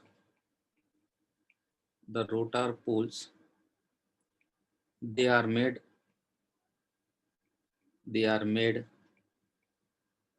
same as stator poles. Otherwise there is no motoring. The operation of an induction motor is not possible. I hope this point is clear. Confirm, all of you. You know, based on this, in GATE 2001, if I'm correct, there was a question for 5 marks. Then you may have a doubt, sir, how come 5 marks in GATE? See, previously till 2003, in GATE, 5 marks questions were there. Like your numericals, theoretical, derivative, like questions were there. But after the 2003, that 5 marks questions are been removed and linked or common data questions are given. So in that there was a question asked. So let me see how many will answer to this question. Please see. The rotor of a 3-phase 400 volts 50 hertz slip ring induction motor is wound for 6 poles, while its stator is having 4 poles. If a 400 volts 50 hertz 3-phase supply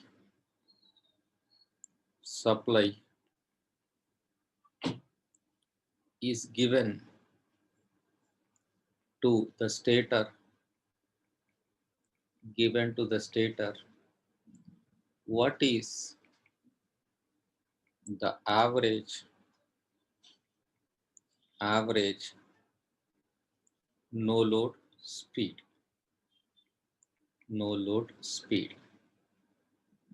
Option A 1000 rpm, option B 1500 rpm, option C 1250 rpm, Option D, 0 RPM. 0 RPM. Please try to answer your questions.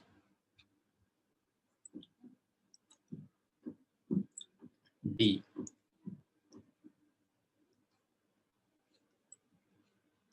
D. 0. Yes. Excellent. Just don't throw the answers, not is enough. Why? Because the stator poles and the rotor poles are unequal here. That is the reason the motoring is not possible here. So answer is D here. See, so if you want to answer this question, how many basics you should know means, see, I tell you, unless and until you know all these things, you cannot answer this question. What are the first? You should know the formation of poles. Poles can be formed by or through induction, or poles can be designed with the help of a current carrying coil. One are induced poles, other one are electromagnetic poles. The second thing is you should know that if the stator and the rotor poles are unequal, then those attractive and repulsive forces will cancel out and there is no concept of motoring.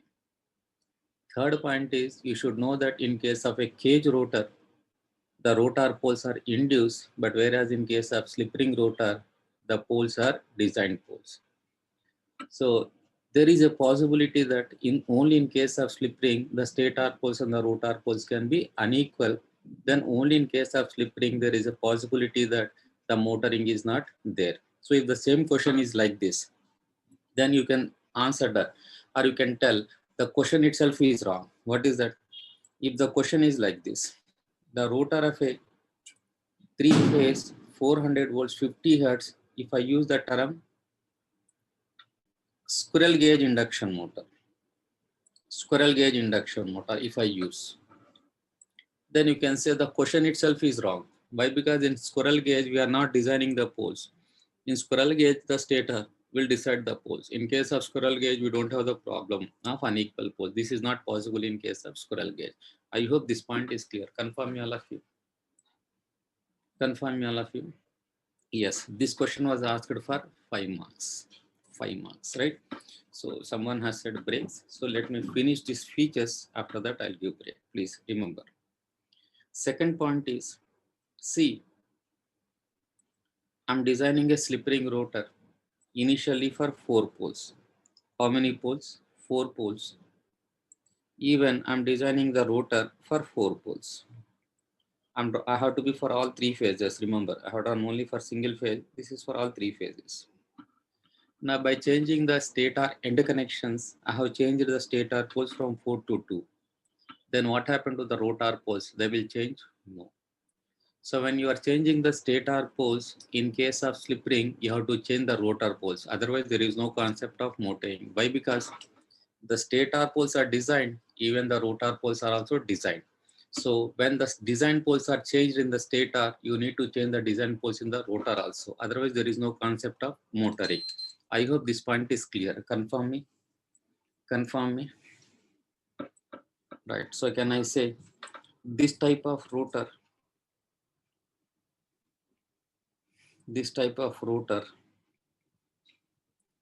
cannot respond automatically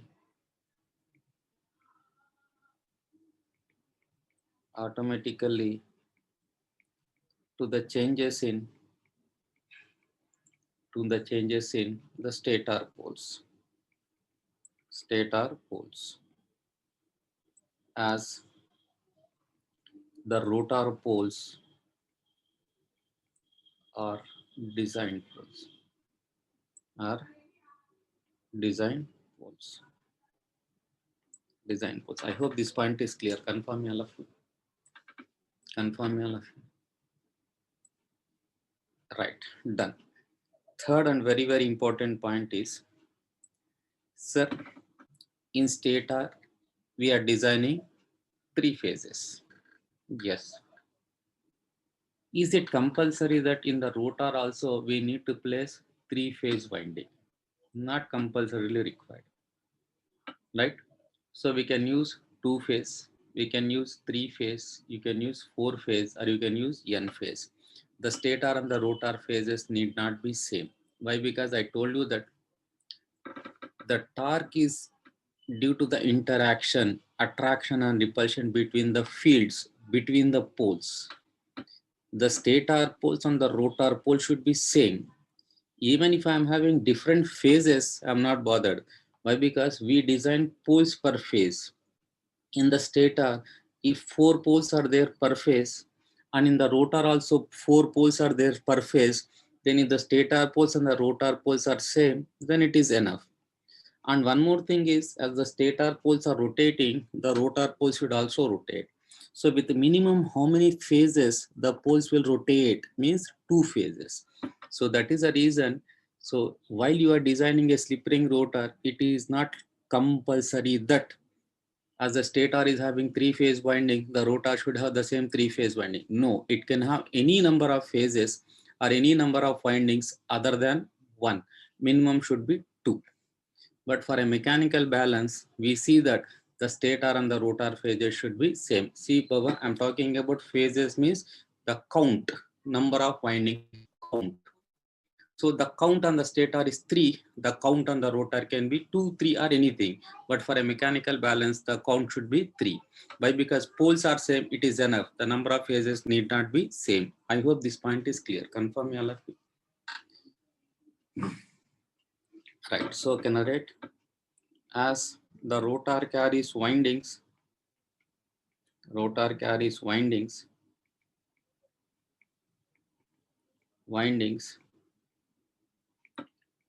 the rotor can be wound, for any number of phases, any number of phases other than one. But for a mechanical balance,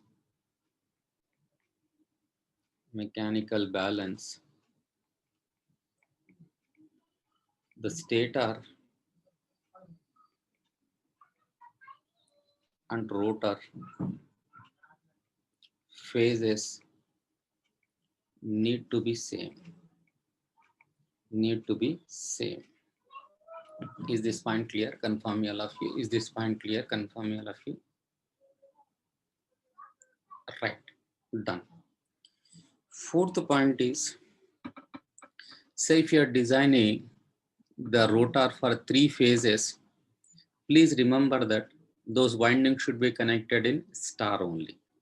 Why? Because only in case of 3 phases, the windings can be connected either in star or delta. But particularly in case of 3 phase, the winding should be connected only in star. Why? Because for other phases, you'll be connecting only in star. Why it should be connected only in star? Means there is a reason, there is a logic behind. Please see. See all of you. If I'm having 3 phases, let the resistance of each phase be R2. Let me consider. Resistance is R2. Let me consider. So if these 3 phases are connected in star,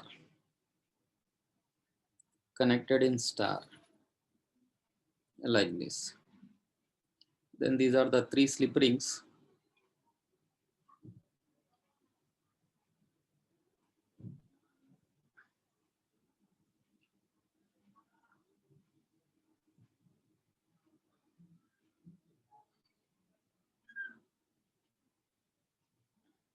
These are external resistance, which we are adding in each phase of the rotor.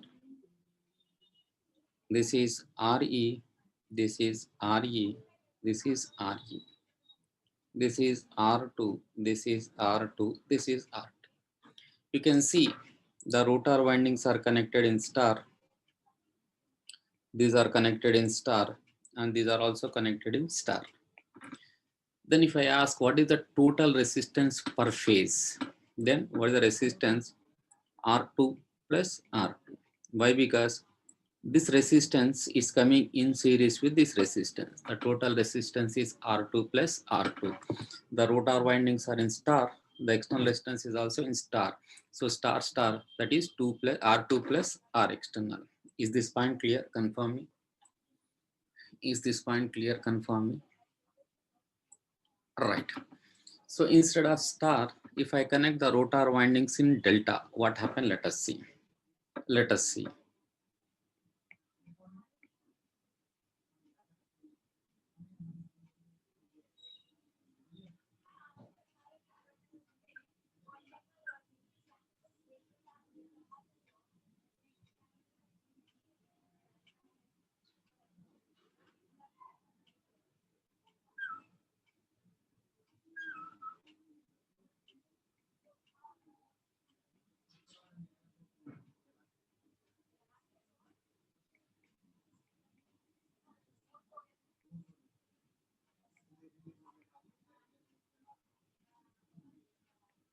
R2, R2.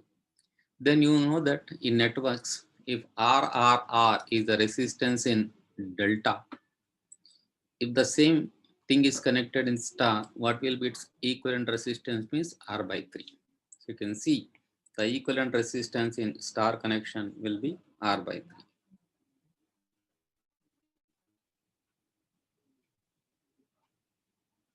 3. It is R2 by 3. You can see here the rotor windings are connected in delta and here they are connected in star. Then what is the equivalent resistance here? Means can I write R2 by 3 plus R equivalent. So the purpose of adding resistance is to improve the starting torque. And you know that starting torque is directly proportional to R2. So in which case the total resistance in the rotor circuit is more means in the first case. Why? Because it is R2 plus R equivalent. But in the second case, the total resistance is R2 by 3 plus R equivalent. So in which case the resistance will be more means in the first case. So that is the reason while the rotor windings are three phases, they should be connected only in star. Why? Because the total resistance per phase will be more and the starting torque will be more. Is this point clear? Confirm me all of you. Confirm me all of you. Right, done. I'll write the same point.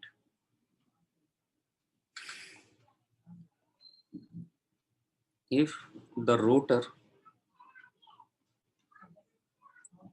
is wound for three phases, the rotor windings should be connected in star only. Star only. So these are the points with respect to the conditions. Once again, I repeat, what are those? As the rotor carries windings, so while you are designing the rotor poles, they are made same as the stator poles. Otherwise, there is no concept of motor. Second point is this type of rotor will not respond automatically to the changes in stator poles. So whenever the stator poles are changed, you need to change the rotor poles manually. Otherwise, there is no concept of motor. Third thing is, there is no like compulsion that the phases need to be same. Why? Because I told you that the interaction of the attraction and repulsion between the fields, between the poles will make the rotor to rotate. The pole number should be same. So the phases need not be same. Why? Because we design poles per phase. When we are designing the same number of poles per phase, then it is enough. The number should not be same. The stator phases and the rotor phases need not be same. I hope this point is clear. All of you confirm? Right. Next one is, if the rotor is wound for three phases, the winding should be connected in star. Why? Because effective resistance will be more. Just 1 second. If any question is there. Second point. Anyhow, I'll share this. Don't worry. Second point, third point. I'll share this document. See, so some students are personally texting me on WhatsApp to share the PDF. I'm sharing to all, and some students are calling me on phone to clarify their doubts. I'm attending this, so it is not like restricted that you need to clarify your doubts only in the class during question and answers. So during the free time, You can call me at any time. But see, only free time you have to call. Please remember that. So, sir, diagram will you explain, sir? See, you mean to say this diagram, Sai Charan. See here, these are your three-phase rotor windings which are connected in star, and these are external resistance which are connected in star. What is the total resistance per phase means R2 plus R excellent, R equivalent. But here, if R are connected in delta, then what will be its equivalent value in star? It is R by 3. Then the resistance will be, it is R by 3 plus R equivalent. I hope, Sai Charan, it is clear. Right, thank you. See, in case of delta, why can't we add high external? See, I never said that in case of delta, the resistance cannot be added. I said that if the rotor windings are connected in delta, the effective resistance will be less compared to a star. I never said that with a delta it is not possible. Please try to understand my statement. I said that if the windings are connected in star, then the total resistance will be R2 plus R equivalent. But instead of connecting that in star, if you connect that in delta, then the resistance per phase will be R2 by 3 plus R equivalent. In which case the total resistance is more, means in the star. That's the reason we prefer to go with star. Money, one. Money, I hope it is clear.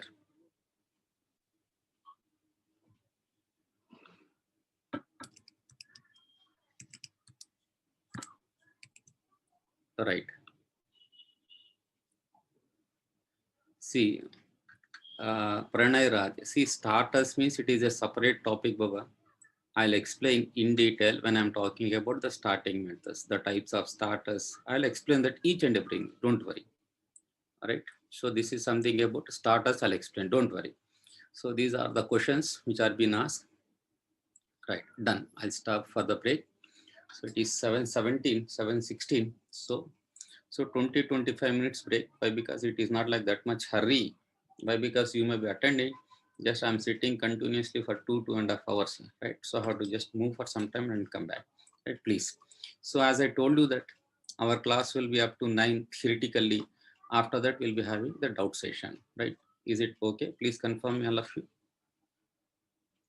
Right. Done. Thank you.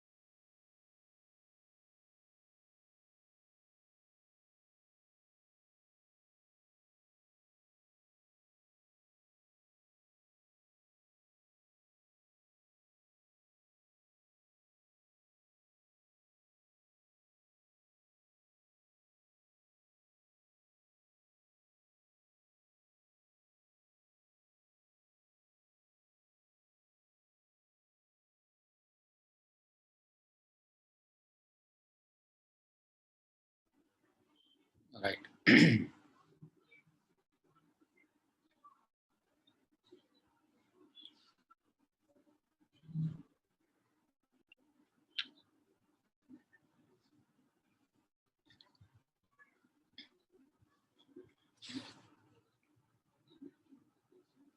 Right. So all of you, can you see me? All of back. Right. Done. So we have seen the conditions that need to be satisfied while you are designing the so-called as slip ring rotor. Now let us see the schematic of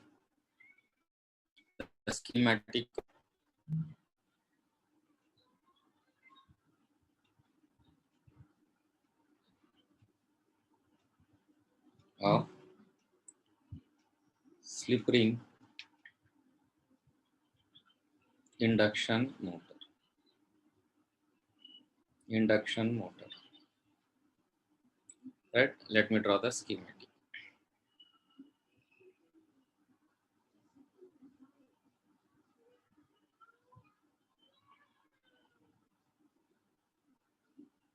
Right.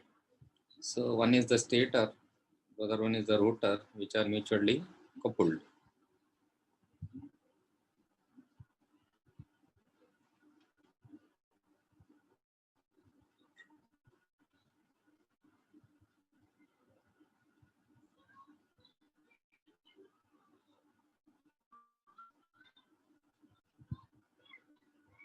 So this one is the stator winding,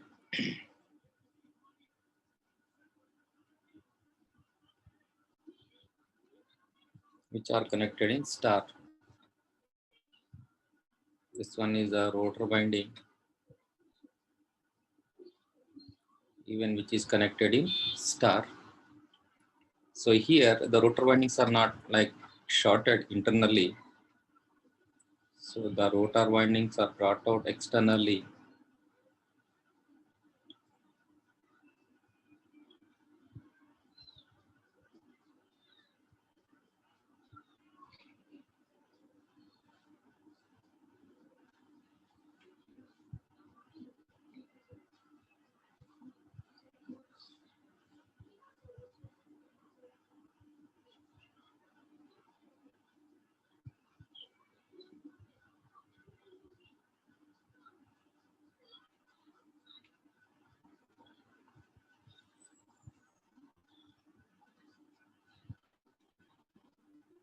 Right.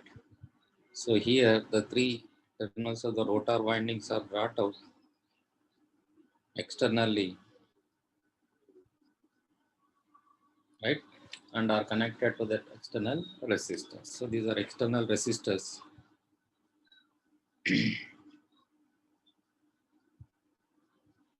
External resistors. This is the shaft, which is made up of mild steel. Mild steel. It has to be short and it has to be stiff, right? Then these are carbon brushes.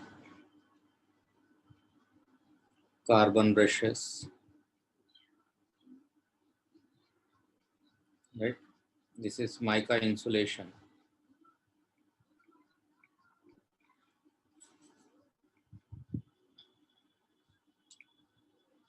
right? These are the slip rings. Slip rings made up of either phosphor, phosphor bronze or brass.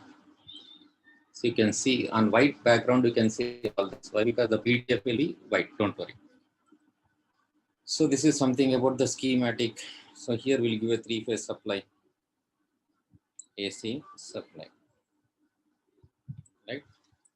Then if you can see here, the three terminals of the star connected rotor winding, what are those three terminals? So these are the three terminals. So the three terminals of the rotor windings are brought out and are connected to external resistors with the help of the slip ring and brush arrangements. The slip rings are mounted on the shaft. If I'm assuming this one is a shaft, on the shaft there will be 3 slip rings placed. And between the slip ring and the shaft there will be an insulation. Why? Because the shaft is a conducting material for electricity. Even slip rings are also conducting. So both are supposed to be insulated by some mica insulation. There will be a strip of mica, on that we'll be having the 3 slip rings. I hope this point is clear. Confirm me. Right.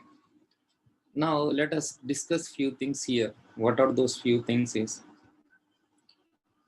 why this shaft should be stiff and short.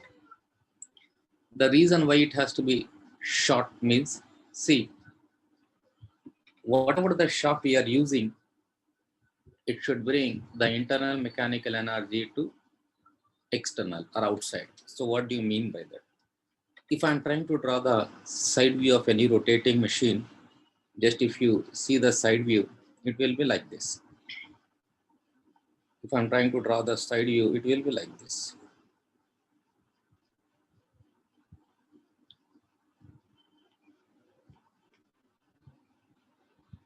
So this is the core, and in between the core, the rotating part, rotor rotates. Rotor rotates. So this is the stator core.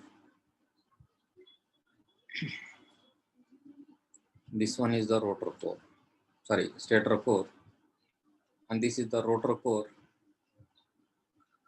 And this is connected to the shaft. And these are the side covers or end covers we talk about. And here these are the ball bearings. Ball bearings like this, right? So whenever this rotor rotates, we get a mechanical energy. But we cannot directly place the load on the rotor, so that mechanical energy has to be brought outside. So who is bringing that mechanical energy from inside to outside means this is shaft. This is shaft. So what is the role of a shaft? Means in easy understanding way, the internal mechanical energy, that means the rotating part is the rotor core here. So that internal mechanical energy has to be brought out. So who is bringing that mechanical energy out means the shaft. I hope this point is clear. Confirm me all of you. Confirm me all of you. Yes. But it doesn't mean that we need to transfer that mechanical energy to a longer distance using the shaft. If I'm trying to transfer that mechanical energy using a shaft to longer distance, what do you mean by that? Say this is the machine I'm having, and there is something which has to be moved here. So I want to move this part. So I cannot transfer this mechanical energy with the help of a shaft here like this. If I do that, what happens means due to the centrifugal forces, if anything is acting and the forces are acting in unequal manner, then whatever the smaller area we maintain, so here it becomes some unbalance. So one side it will be touching this, and other side it will be touching like. What do you mean by that? If I'm taking this one as a longer shaft, whenever the shaft rotates, then you can see the unbalanced forces will be acting, and one side it will be pulled in one direction, another side it will be pulled in opposite direction. That we call it as centrifugal forces will be acting in opposite direction. So because of the centrifugal forces, as we always try to maintain a smaller area, then a small change in the rotor rotation or axis of rotation, small change like this, then what happen now? The stator core and the rotor core will get touched, and these are going to be damaged. So that is the reason using that shaft, we are not supposed to transfer the internal mechanical energy to longer distances. So it is only from in to out. And if you have a doubt, sir, if I take so many mills, we need to transfer the mechanical energy to some longer distances. In that case, what we need to do? In that case, we need to put a pulley here, and we need to put a pulley here, and using the belt drives,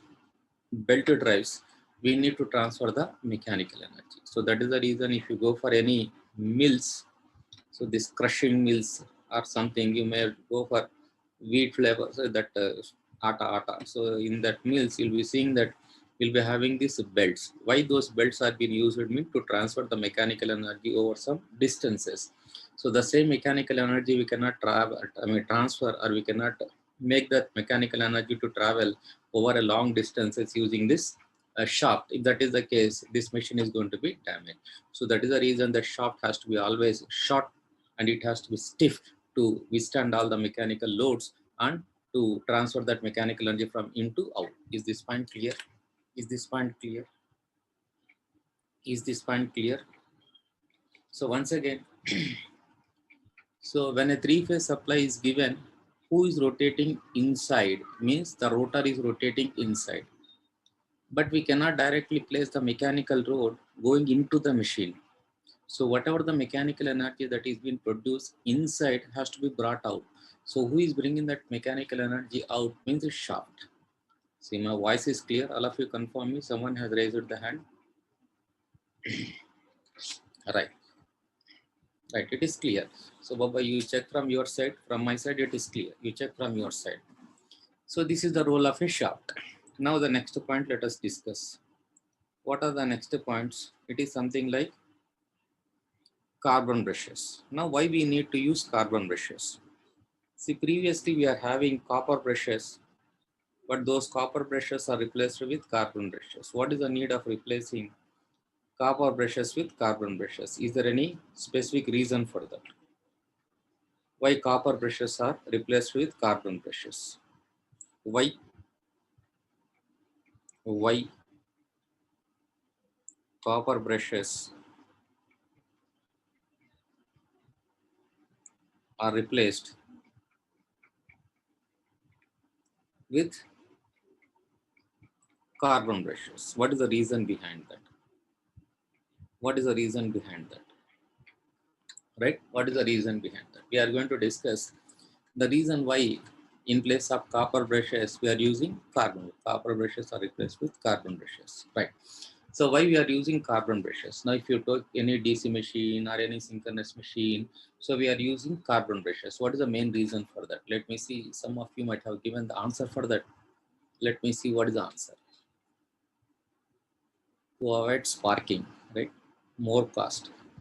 So still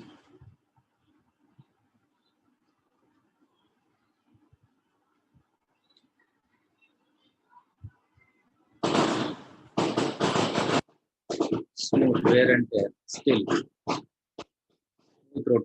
smooth rotation, sparking, lubrication to reduce friction.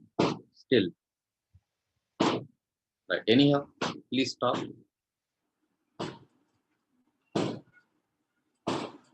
Lubrication to avoid leakage flux, heat, more losses. Yes, I'll explain. Just enough. So I'm not looking now. Please let me see. So if I want to explain why we are using carbon brushes, means I have to go for friction loss, mechanical losses. See, there is some crack. Just wait. I can understand. Crackling sound. Someone is like, they are celebrating. I'll stop. Wait. Crackers there.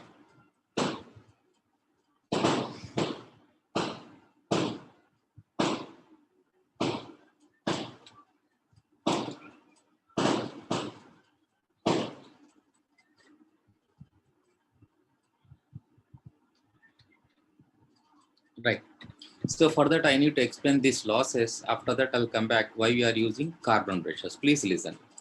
So if I want to explain this, first I have to go for friction losses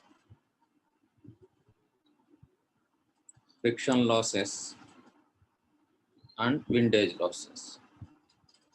If you are clear with this, then you can understand the role of carbon, right? Why we are using carbon brushes. So friction means we'll be having ball bearing friction loss.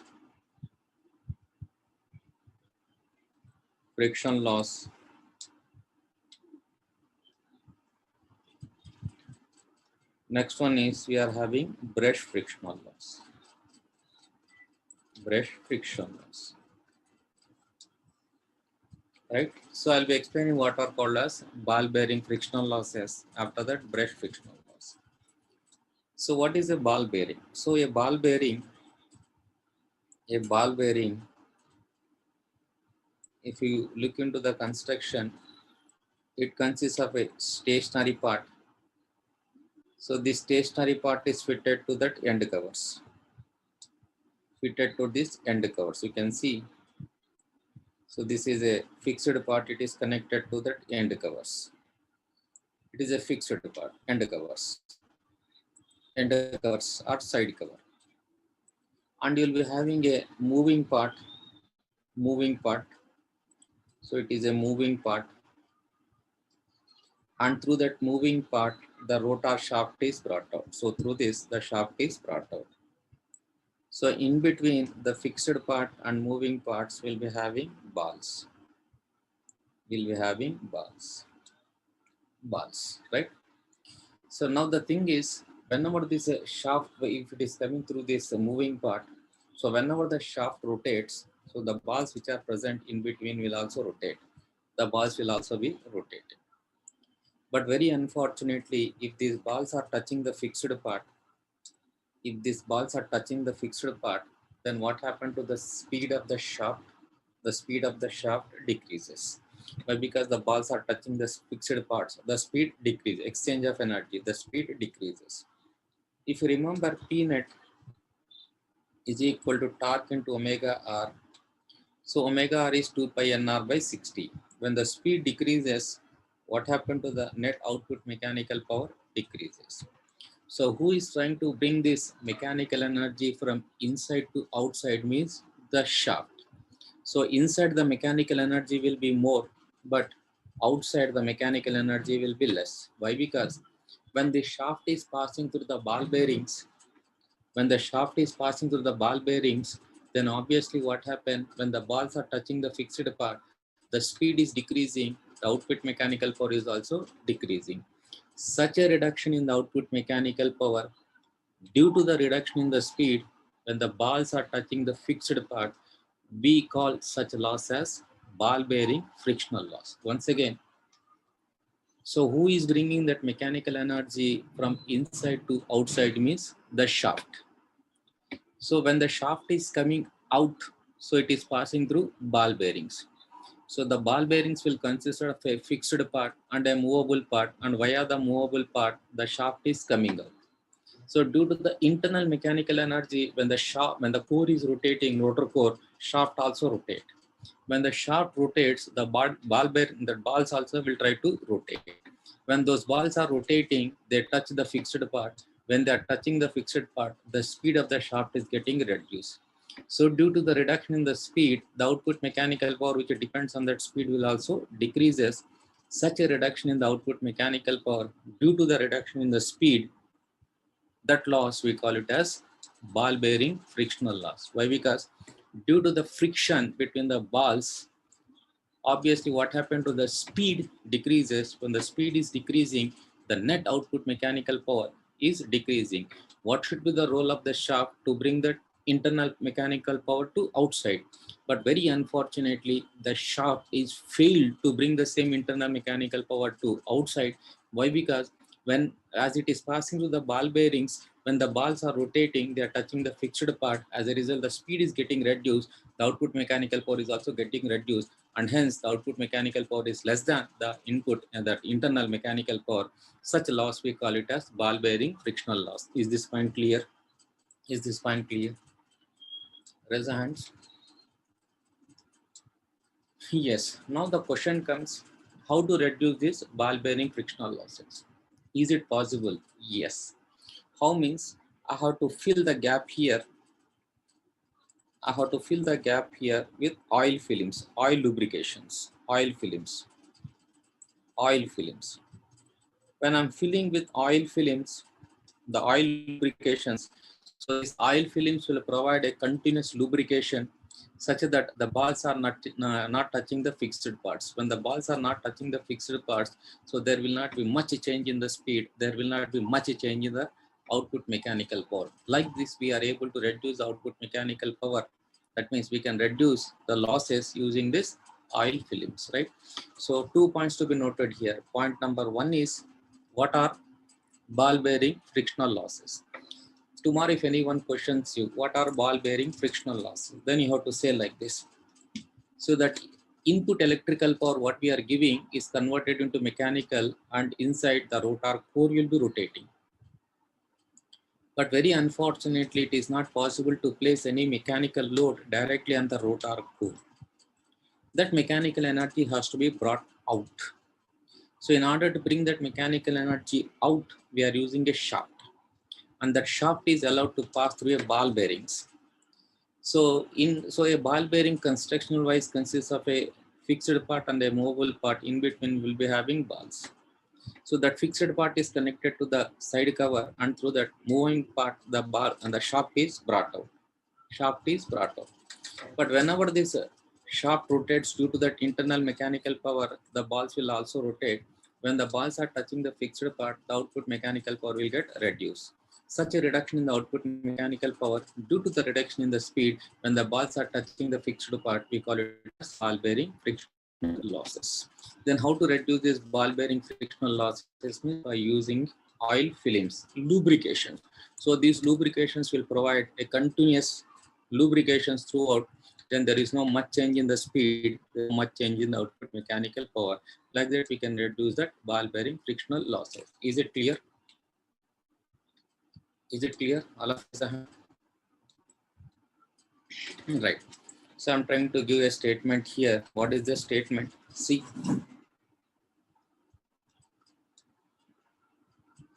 One second. Just 1 second. I can understand. I can understand. 1 second.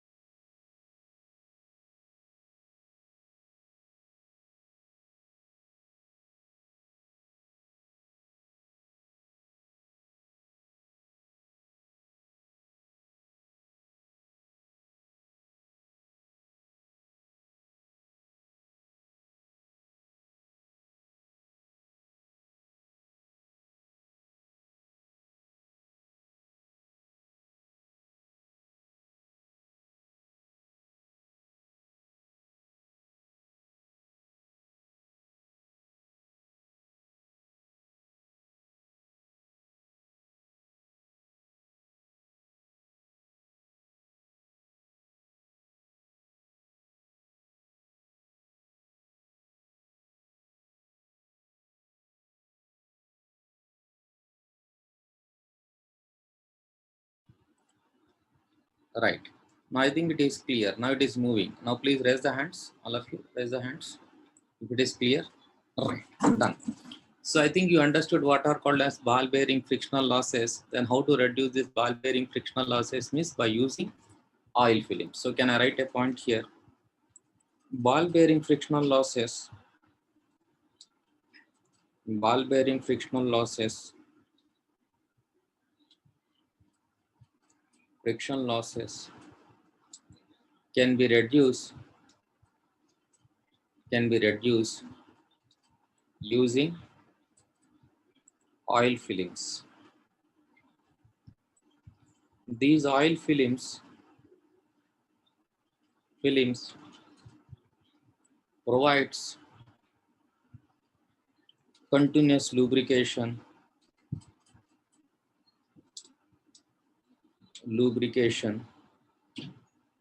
so that balls doesn't touch the fixed parts. Right, I hope this point is clear. So these are called as ball bearing frictional losses. Next one is what are called as brush frictional losses. Brush frictional losses. Brush frictional losses. So before I explain these brush frictional losses, let me take one example. I think you might have used bicycles during your school age or inter age or 10 plus 2. Everyone might have used bicycles. Right? Please raise the hands. 90%. Rise. What is the mechanism to stop the bicycle? So you'll be using brakes. Brakes.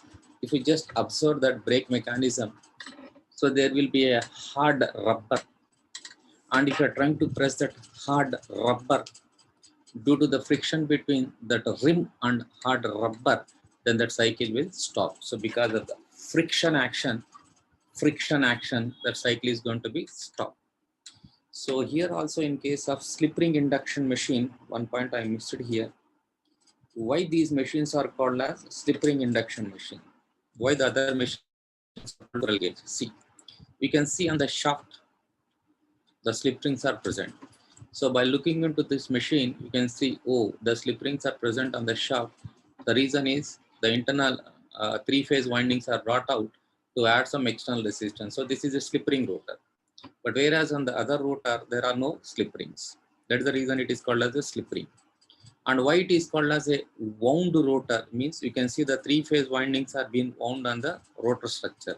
So that is the reason it is called as wound rotor. So please remember, so different others use different terminologies. One may use wound rotor induction motor. Somebody may use slip ring induction motor. So if you come across the wording wound rotor induction motor, don't come and fight here. This topic is not explained. It is the other name for your slip ring. Please remember that. Now let me explain what are called as brush frictional losses. You can see we are having slip rings, and the slip rings are mounted on the shaft.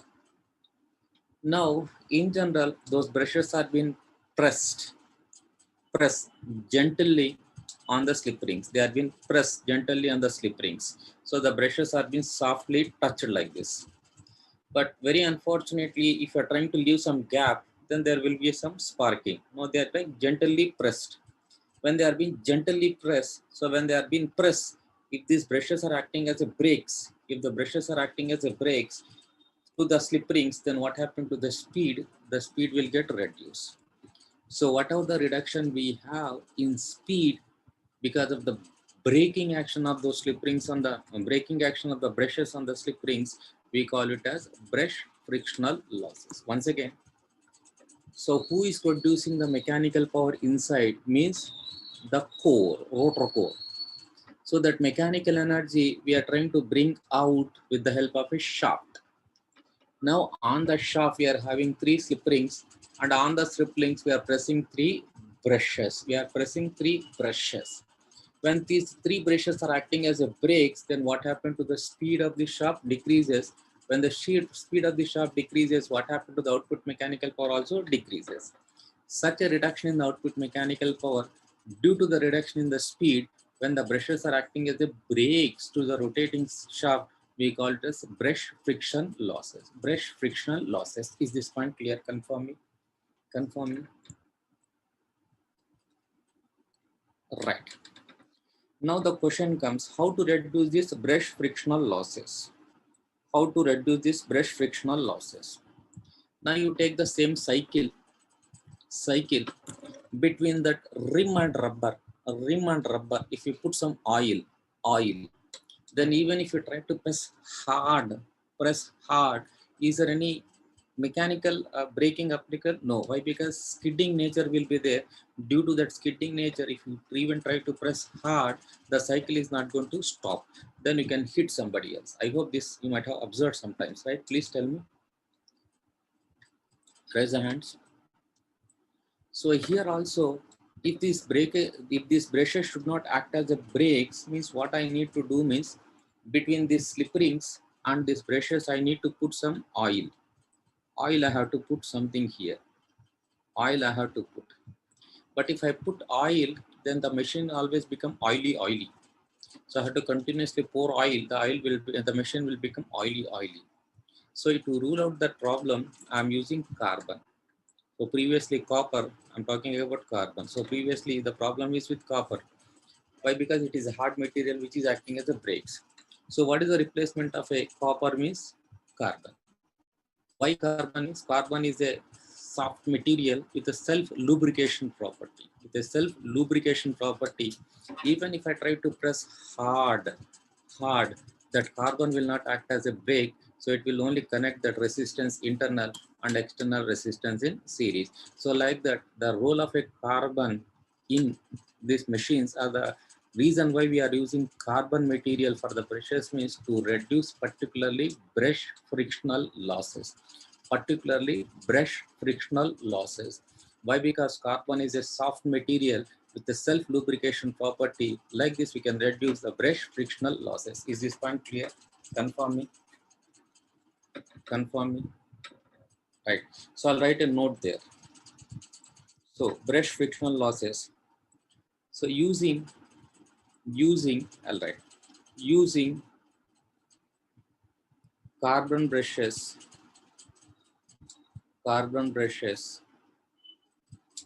we can reduce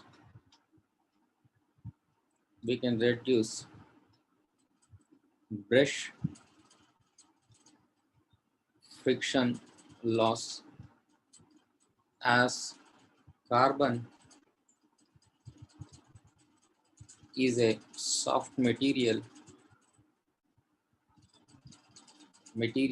with self lubrication property. See one thing, Baba.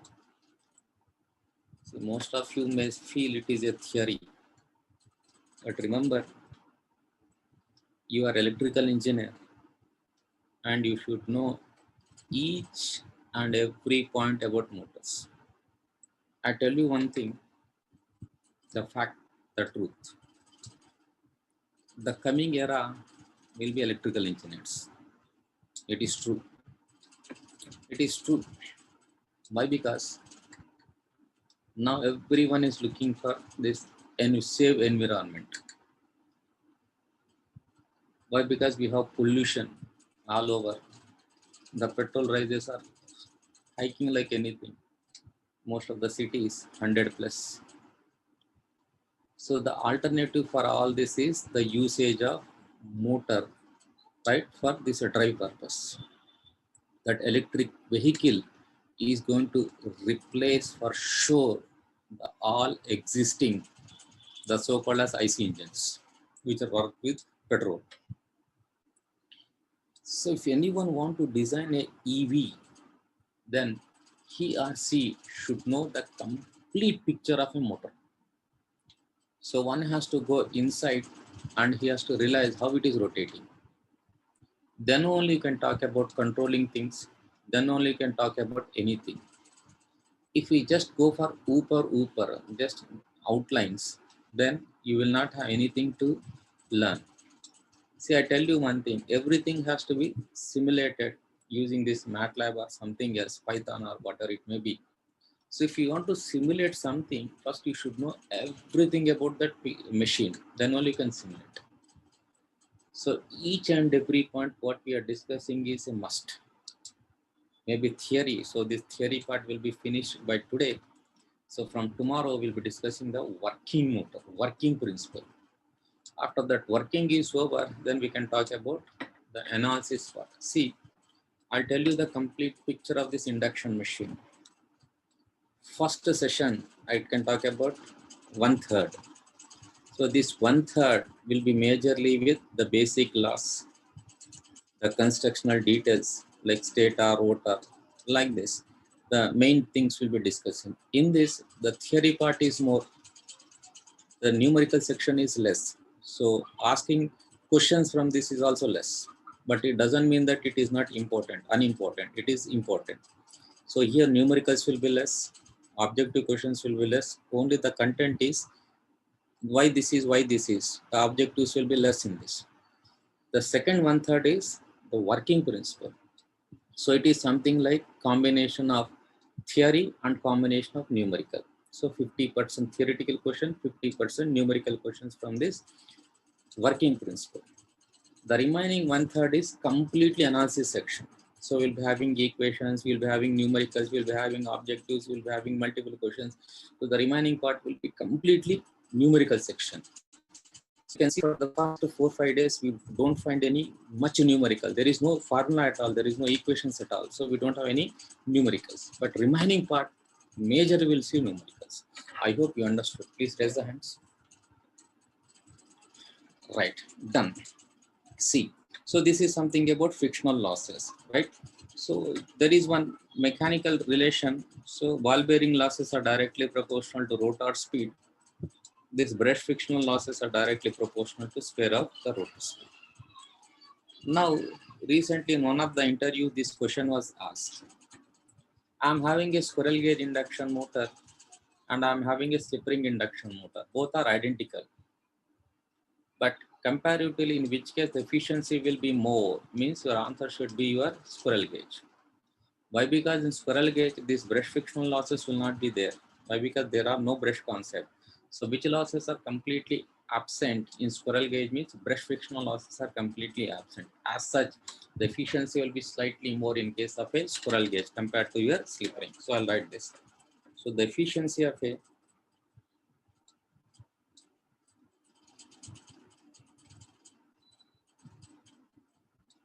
a squirrel gauge induction motor is slightly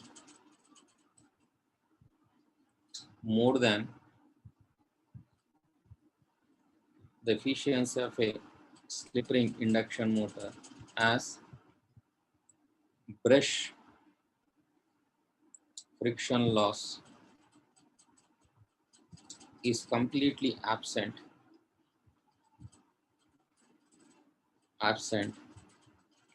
in slip ring induction motors. I hope this point is clear. Confirm me all of you. Confirm me all of you. Right. So this is something about your brush frictional loss. Then what are windage losses? Now what are windage losses means, if you see here, between the stator and the rotor you can find air gap. So whenever this rotor rotate, so the air which is present inside will also rotate. So because of this rotation, so that air which is in motion is converted into wind, and that wind will be opposing the rotor rotation. Due to this, what happened to the speed, means the speed will decrease. So due to the decrease in speed, the output mechanical power also decreases. Such a reduction in the output mechanical power due to the reduction in the speed, we call it as windage losses. And these windage losses are directly proportional to NR cube, right? So in order to discuss this why carbon, we have discussed all these things, right? So this is something about your so-called as friction and windage losses, and combinedly we call this one as mechanical losses. Mechanical losses. Mechanical losses. I hope this point is clear. All of you confirm me. Confirm me. Now, next one is, what is the role of these external resistors which we have added here? Right? Functions of external resistance. Functions of external resistors. External resistors. The first point is starting torque is directly proportional to R2. So by adding some external resistance, the total resistance of the rotor circuit is increased, and hence the starting torque is also increased. So when the starting torque is increased, the motor can be started with heavy loads. So can I say high starting torques can be achieved? So the motor can be started with heavy loads, right? Is it clear? Confirm me. High starting torques. High starting torque.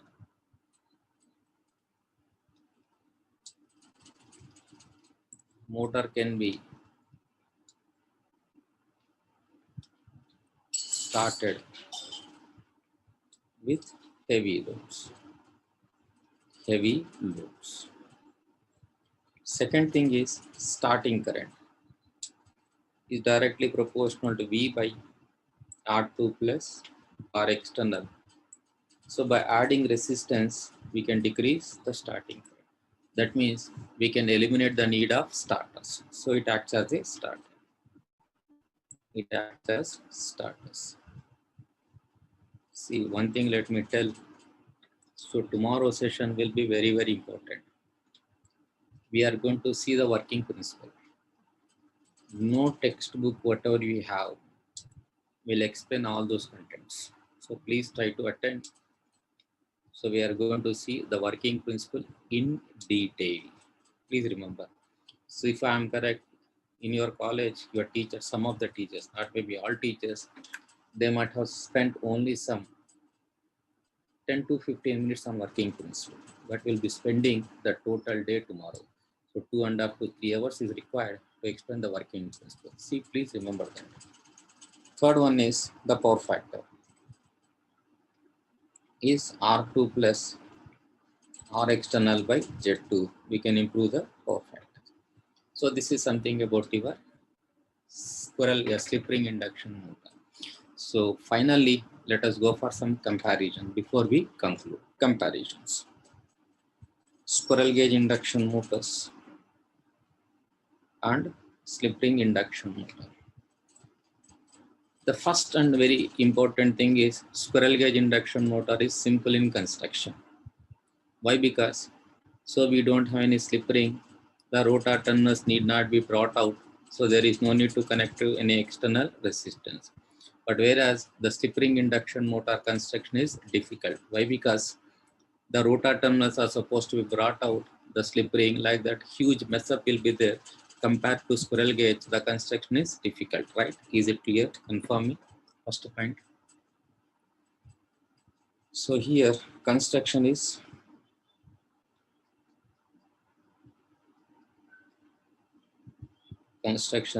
simple. Here the construction is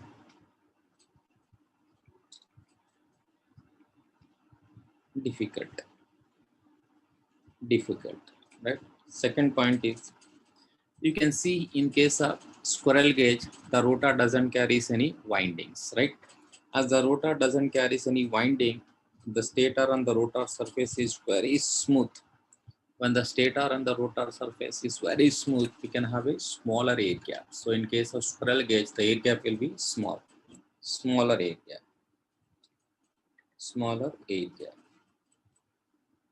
But here in case of slip ring, as I told you that even the rotor also carries windings. As the rotor carries windings, so the windings will come out of the surface. Then comparatively, the air gap will be more here. So comparatively larger air gap. Larger air gap.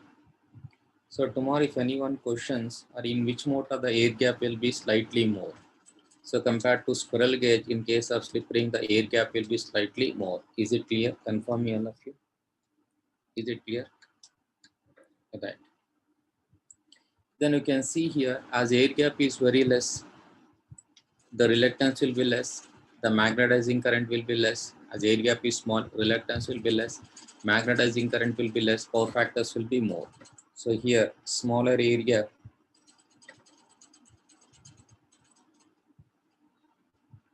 less magnetizing current,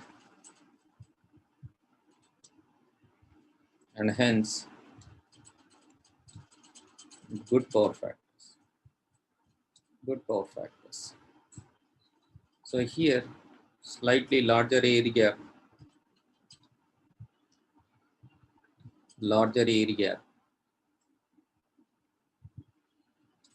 right?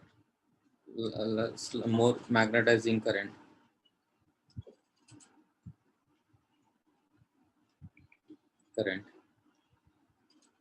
and comparatively less power factors. So the full load power factor will be approximately 0.85 lagging, and here the full load power factor will be 0.8 lagging. So these are some differences. I hope it is clear. All of you confirm me. Right. Done. So this completes the construction. Construction is complete.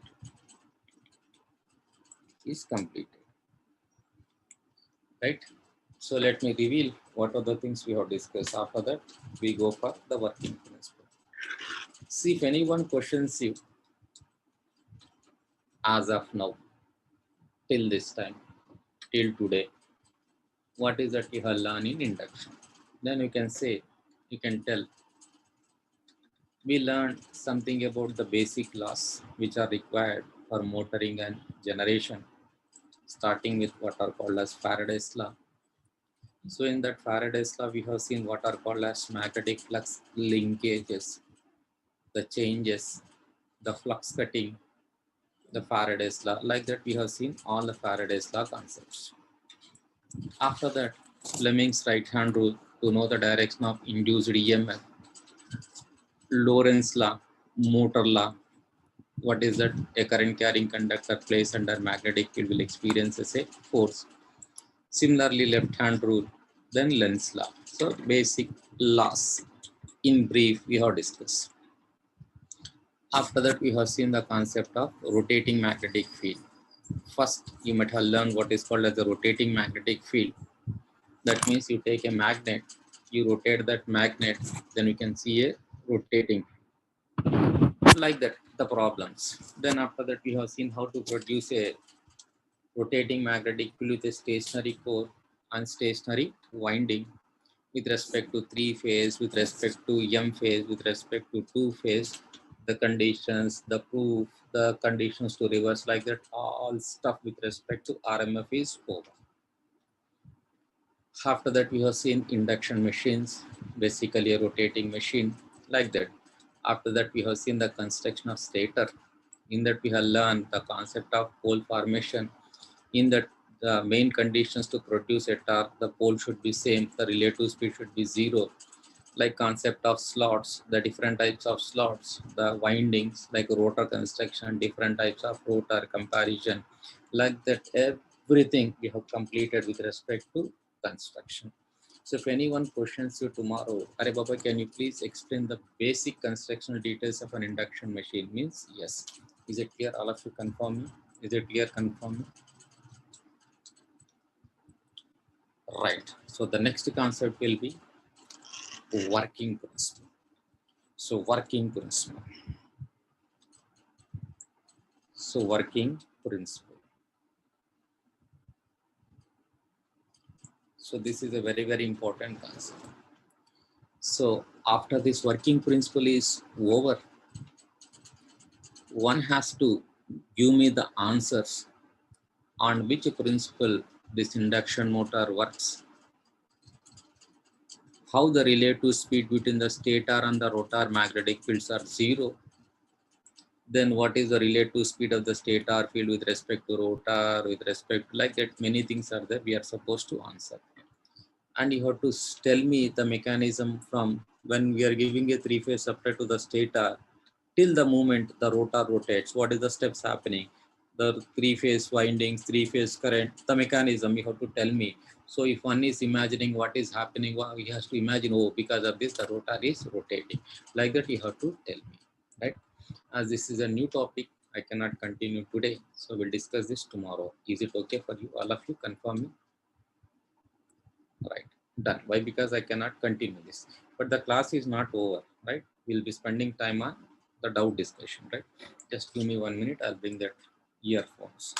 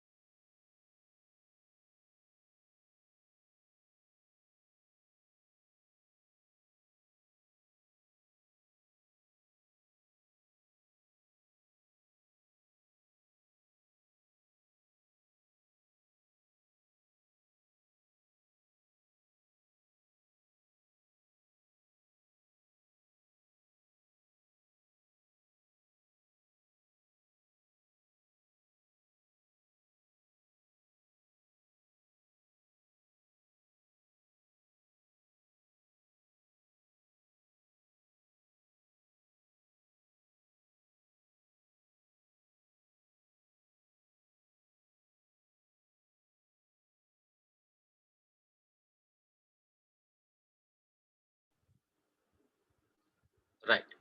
So first let me see the questions. Uh,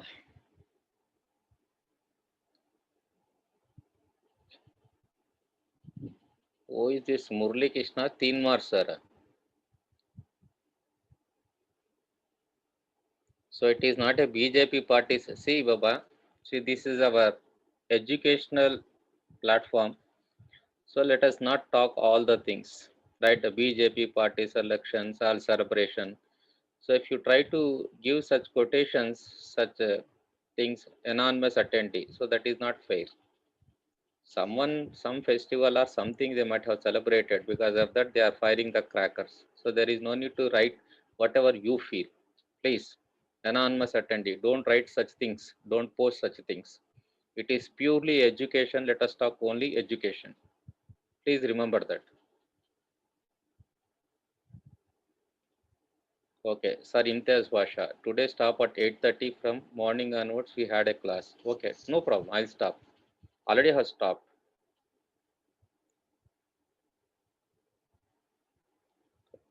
Can you take a practical picture of brush? I'll show. Tomorrow I'll show. Today I cannot like.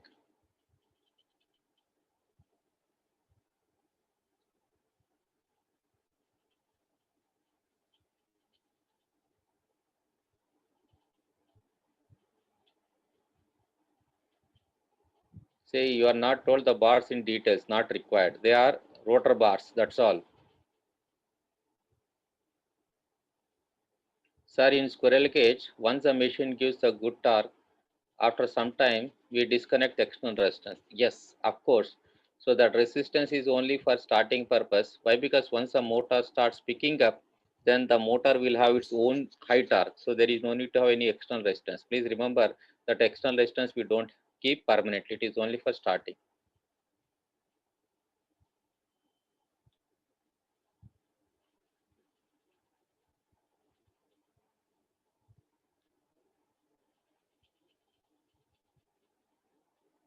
How in slip ring induction motor we have more air gap. See, in case of slip ring rotor, we have windings.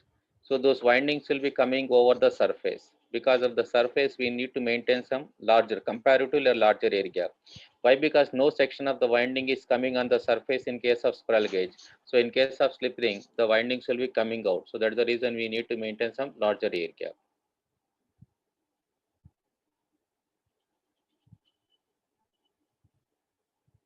Yes, you said that windings means phases. Yes, yes, three phase, two phase, correct.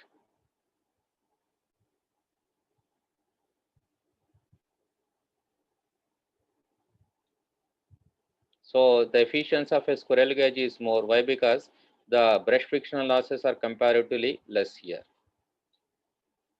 Right, thank you.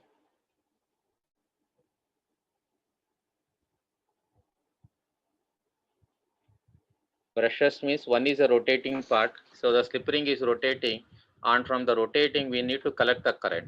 So one is rotating, the other one is stationary. For that we need a brush.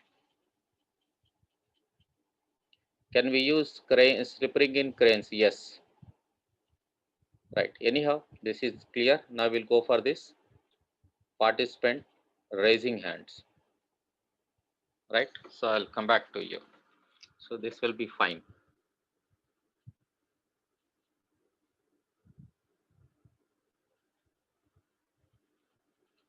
Right. Who is this? Sir, Sunanda. this Yeah, ma. Please, you raise your question. sir, brush friction losses are completely absent in squirrel cage induction motor, no, sir. Absolutely correct. Then in notes you have given slip ring, sir. So somewhere printing mistake it may be. Just 1 second. Okay. So the efficiency of a squirrel cage induction motor is slightly more than the slip ring, as brush frictional losses completely are absent in squirrel gauge induction. Thank you, Sunanda. Excellent, ma. Thank you. Thank you. Thank you, sir. Right, ma. Right, right. Thank you.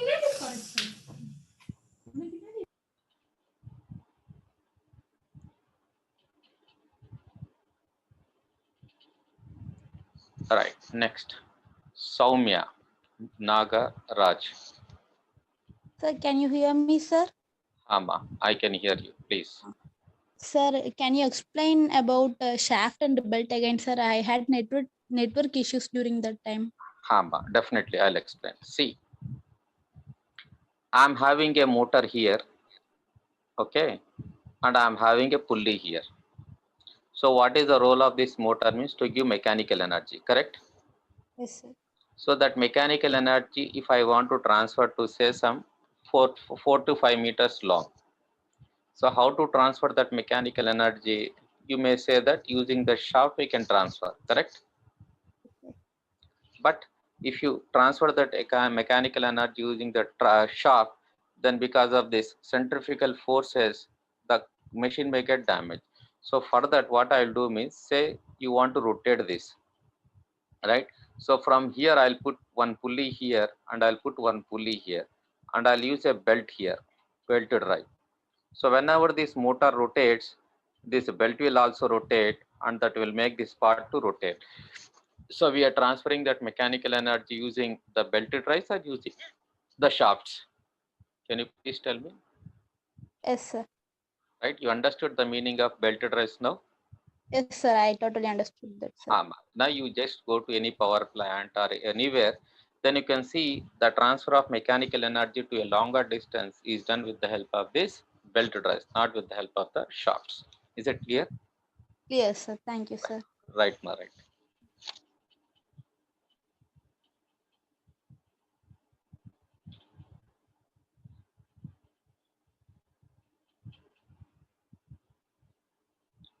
Right. Imtiaz Pasha. Good evening, sir. Very good evening. Yes, please, Imtiaz Pasha. Sir, in the question, rotor of three-phase 400 volts is there, no, sir? 0 RPM. I'll go back. Just 1 second. This is the question. You please ask what is the doubt you have. Sir, if in case, if he ask slipping induction motion, at that time answer will be 0, no, sir? If the question is slipping, the answer will be 0. But if the question is squirrel cage, the question itself is wrong. Why? Because in case of squirrel cage, there is no chance that the stator and the rotor poles will be unequal. Always the poles will be same in case of squirrel cage. But whereas in case of slip ring, as the rotor poles are designed, there is a chance that the poles can be different. Is it clear? Yes, sir. Sir, I have one more, sir. You ask.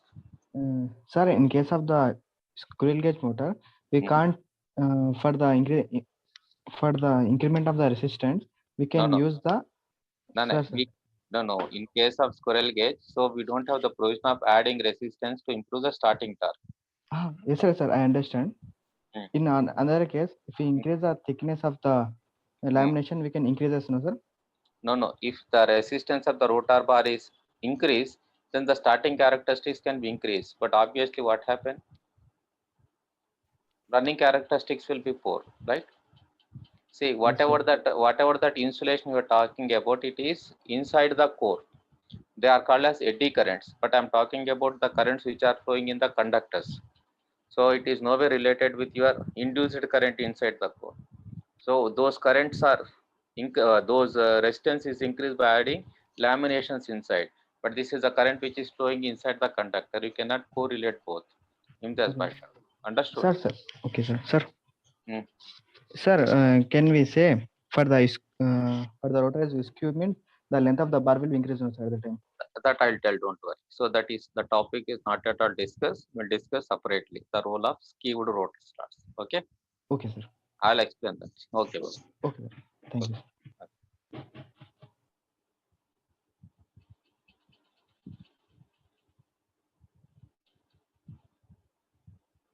Hello. Yes, Kumar. Sir, as the leakage reactance is low, G maximum restarting maximum torques are high. See, I never told anything about leakage reactance or something else. Did I told anything about maximum torque, starting torque as of today? No, but I heard the statement, sir. See, don't worry. So I'll be spending some maximum time on that.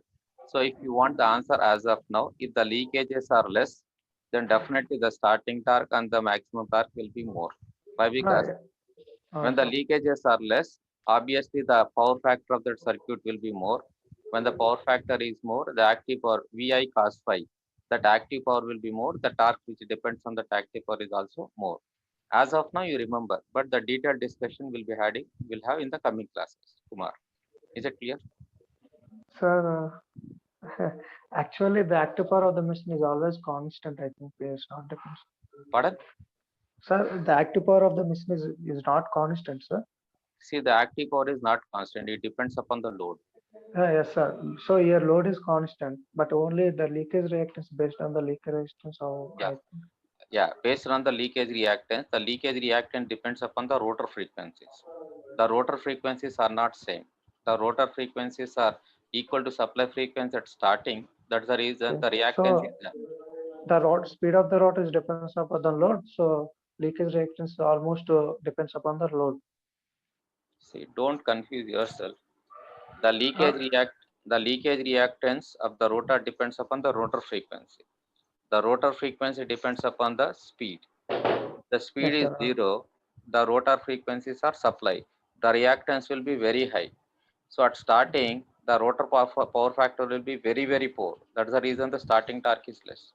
But once the rotor starts picking up the speed, then what happened to the frequencies decreases. Then what happened to reactance decreases. What happened to power factor increases. Then what happened to the torque increases. That I'll be discussing in detail in the coming days.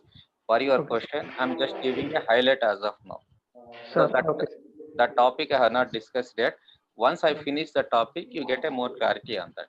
Okay. Okay. Sir, I have another doubt. Yeah. Sir, You asked the doubts from the topics which I have discussed today or previously, not the things which you are supposed to discuss in the coming days. okay. Right?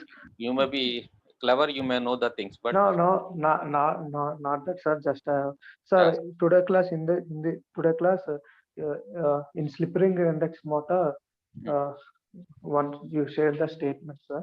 you ask whatever the statement, whatever the question you have, you ask. I'll explain. I did not understand the statement, sir.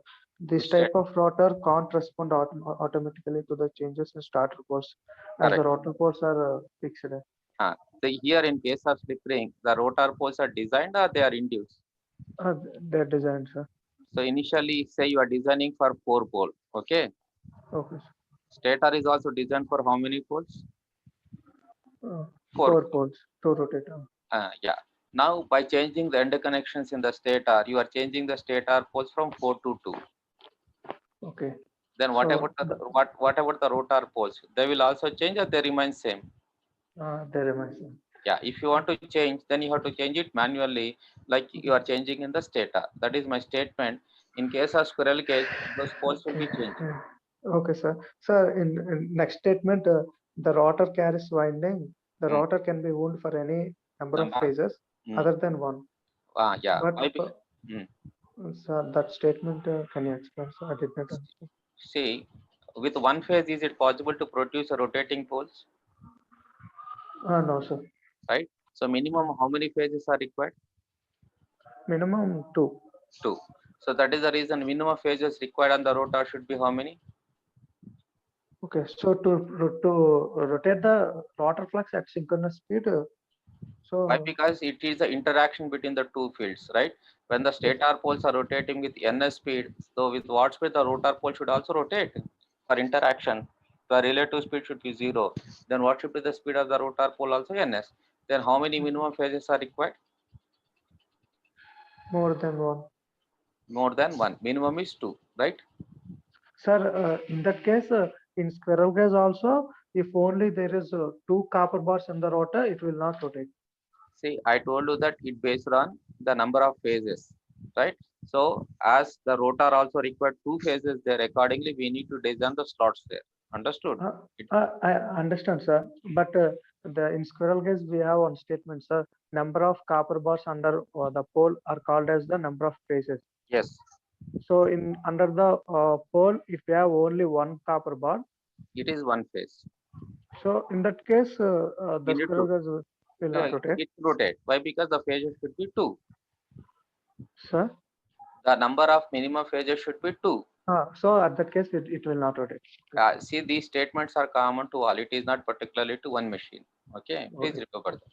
Sir, here okay, sir. Mechanical balance means how, sir, starter rotor phases need to be same. See, attractive and repulsive forces will be between the two fields. Understood? Okay. Yes, sir. Understood? So if the strengths are unequal, I mean to say that if one weight is more, another weight is less, obviously what happened to that balance will exist between those two. Attractive and repulsive forces. Yes, sir. Understood now, Kumarji? Yes, sir. Yes. Right, okay, right, Thank you, sir. right.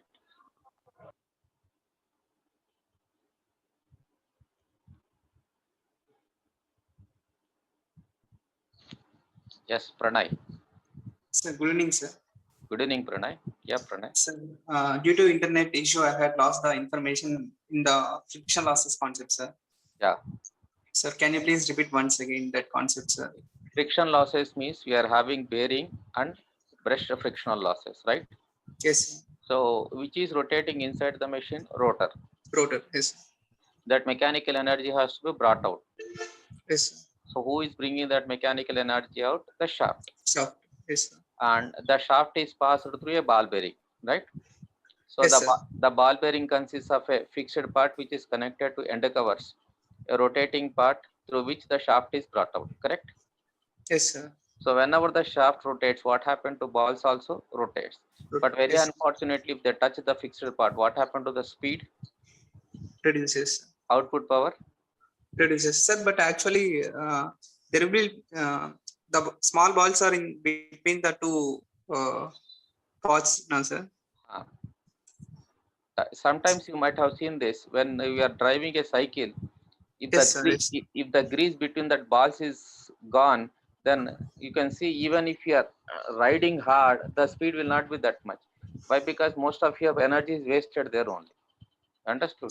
So there has Yes, to be smooth friction, lubrication that is provided with oil films, right? That is called as ball bearing frictional loss. In case of your slip ring, you are pressing the brushes on the slip rings. When the brushes are acting as the brakes, what happened to the speed? reduces, sir. Then output power. Reduces, sir. So that we call it as brush frictional loss. Pranay. Yes, sir. Sir, but how it's proportional to n square and n? That's That mathematical relation is not required as of now. So these are all experimental outcomes. So that is not required. Understood? So it is yeah. a theoretical relation we had. Understood? Okay, sir. Right. Yes, sir. Sir, one thing, sir. Yeah. So conclusion from the squirrel gauge, like deep rotor, that once explained that concept, sir. See, squirrel gauge is having poor starting torque, right? Yes, sir. Good running characteristics, right? Yes, sir. So if I want to improve the starting characteristics without damaging the running characteristics, I need to modify the rotor circuit. Yes, So sir. by how many ways I can modify the rotor circuit means one is D-bars, the other one is double gauge. But using this, it may not be possible to achieve very high starting torques. Only partially we can improve. But if I want to have high starting torque, it is possible by using only high resistance. For that, we are designing a new rotor that is a slip ring rotor. Pranay. Understood? Yes, sir. Right. Okay, sir. Right. Thank you, sir. Right.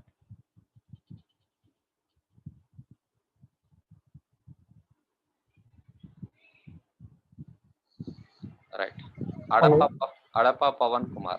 Sir, good evening, sir. Good evening, ma.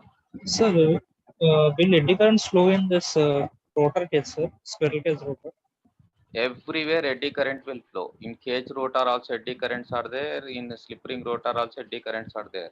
But the magnitudes will be very less. Why? Because what is the frequency of the rotor currents? Only it is Okay. SW.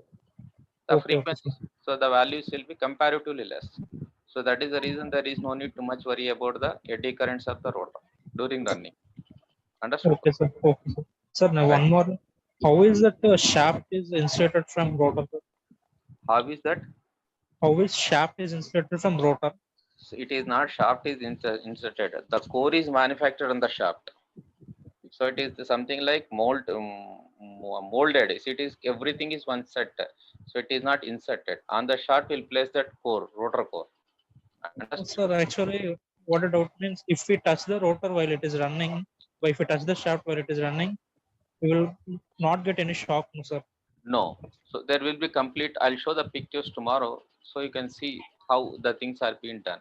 So I'll search for the picture. I'll show it tomorrow. Adapa Pawan. Okay. Okay, sir. Don't worry. Understood?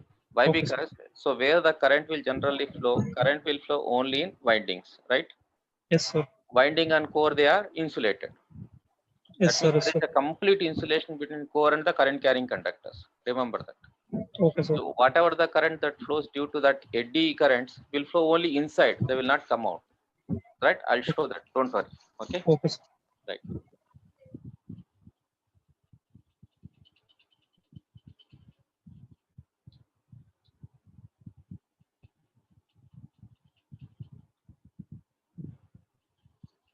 Right. Hello, sir. Shamla. Yeah, ma, please. Sir, I have doubt in slip ring induction motor where we connect the delta winding on rotor. Yeah, ma, I'm there. Yeah, you can see Sir, on top. I read like we will be using six slip ring rotor slip rings in case of delta winding. See, What is that, sir? see who told that 6 slip rings. See, actually, the I thing, read somewhere.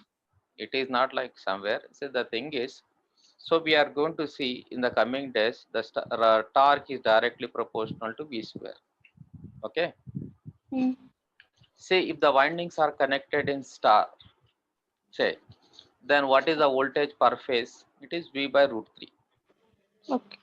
Right? But if the Yes, sir. windings are connected in delta, what will be that? It is V square. V. Hmm. Right? But if Yes, sir. I connect the windings directly in star during starting, then it is possible to improve which torque? Starting torque. Why? Because Yes, sir. what is the resistance we have? R2, Less. R2 plus, no, if it is connected in star, what is the effective resistance we have? More. R2 plus. R2 plus RE. But if I keep the same resistance like that, then what is the voltage per phase in the rotor circuit? It is V by root 3, correct? Yes, sir. Yes, sir. Then if I reconnect the same winding in delta during running condition, what will be the voltage? V square. Then what will be the running torque? High. High. So that is the reason sometimes, so we have the provision of converting that star to delta during starting and running. So that I'll be explaining in the starting methods. Is it okay, Okay, ma'am? in that case, we will be using 6 slip rings. Yeah. Why? Because all 6 terminals has to be brought out. So we have the Yeah. provision of converting star to delta. In that case, we'll be using. Is it okay, ma'am? Okay. Yes, sir. I have one more doubt. Like, if we connecting external resistor, the power factor will improve, no, sir? So the starting power factor will improve. The main reason of connecting the resistance is, so just as of now, remember torque is directly proportional to power by omega. Just which power, which omega, don't worry.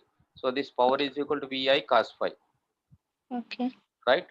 So if you are Yes, sir. adding, when if you are adding resistance in the rotor circuit, what will be the rotor power factor at starting? More. Then what happened to the active power drawn? More. High. Yes, Then sir. what about the torque? More. More. That's what. So definitely by adding resistance, you are improving the start. You are improving. Only starting power factor will be high, sir. Again, in running, it will not be high as compared to squirrel gear, sir. See, it is something like you are not supposed to ask, but anyhow, I'll explain. See, so rotor power factor cos is equal to R by square root of R square plus X square. At starting, which fellow will be dominating means X will be dominating. Why? As 50 hertz in rotor. So the rotor circuit will be high inductive in nature. Yes. So that is the reason the rotor power factor is very poor during starting. Yes, So sir. if you are adding resistance, you are making the rotor circuit to be high resist compared to inductive nature. Then what Okay. happened to the power factor? Improves. Improves. But once the motor starts rotating, what happened to the rotor frequency? Less. It will be decreasing. Decrease. What happened to inductive nature? Decreases. Then what happened to the power factor? Increases. So there is no need to have any additional resistance. So I will cut down that additional resistance. Is that clear? Okay. Yes, sir. Understood, Okay. Yes, sir. Right, ma, right. Thank you. Right now.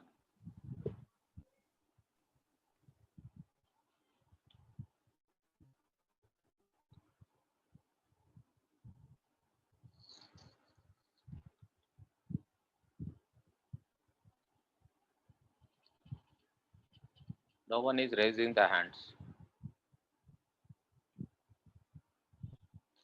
Shiva Prasad. Yeah. Good evening, sir. Good evening, Siva Prasad. Hama, please ask. Yes, sir. Sir, in this square cage rotor, this rotor poles are connected to means means we can say this rotor number of rotor poles we can compare with stator poles. It is not the question of comparing, ma. It is a question of Equal, They are always equal. equal. Sir, these rotor poles depend upon bars also, sir, or not? Means rotor bars. These are using copper bars we are using on it. See, everything I told you, no. So here, these rotor poles will be decided by the number of rotor bars under each pole. Okay. Understood? Sir, okay, means if we say, sir, that like we are having four bars in rotor, and we can on for that we have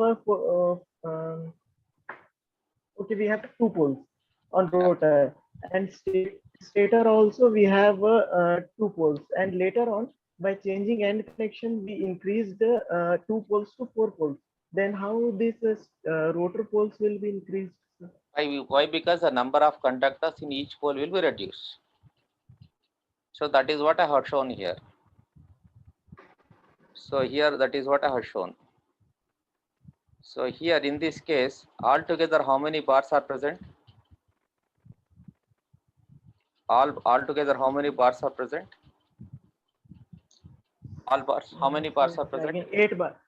Eight bars, sir. If it is a 4-pole stator, how many bars are there per pole? Two bars. Two bars, sir. 2 bars. So here how many bars are there? Actually, my video is lagging, sir. I'm not getting where you're showing. See, this one directly you can see on the board. Just I am on the slide now. Sir, my your screen share is lagging in me, sir. Actually, Maybe see from my side I don't have any technical issue. Now you can see. just my network is bad. You just refer to my notes. Otherwise you call me. So when you are changing the stator poles, the number of conductors or the number of bars per pole will change. Then according to the direction of currents will change. According to the number of poles will also change. You can see it is there directly on the board. Otherwise you just refer. I'll come back to you. Okay. Okay. Thank you so much. Right.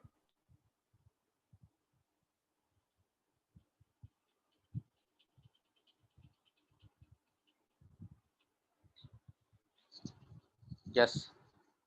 Ready. Ready. Hello, sir. Yeah, please ready. Sir, how to decide that number of bars, minimum number of bars per number of poles are two or four? See, I'm not talking about the design of machines. Okay. Basing on the output power, basing on the correct requirement, everything should be basing on that. But here in our concept, in our theory, what we have discussed is, say if there are 4 poles we are designing for the stator, how 4 poles are formed in the rotor, that is enough.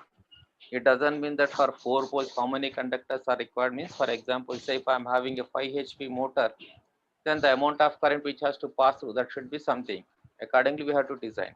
Understood, Baba Reddy? So it is out of syllabus for us. Understood? That much thing is not required for us.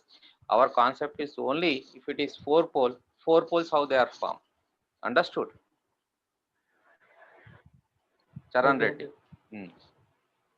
Sir, I got doubt this when I'm thinking about if there are 4 poles in a stator, then two bars in the rotor, then how do the poles form? I got doubt like this. See, you cannot do like that. Now, Baba Sai Charan Reddy, say you don't think abnormally, you think normally. I told you that the rotor phases should be minimum 2. Yes, for minimum 2, then see, if I am having 2 poles on the stator, for minimum 2 phases on the rotor, how many bars are per phase? It is 4 bars. Yes, 4 sir. bars per Yes, phase. sir. Like that, if I am having 4 poles, then how many bars are required? Accordingly, we have to design per phase. Understood? It should be balanced. Understood our Sai Charan Reddy? Okay, sir. Okay. Right. Next question, anything? Yes, sir. In this one only, sir. We will short circuit the entering. We will short circuit with entering, na, sir. For smart. Wait. Construction you mean to say, right? Yes, sir. Here, Baba. Yeah, please, Baba, tell. Sir, in for phase according to that, you explained that phase according to that winding, na, sir, coil, conductor, turn off the coil. That will not be there in case of squirrel gauge. We are having only bars.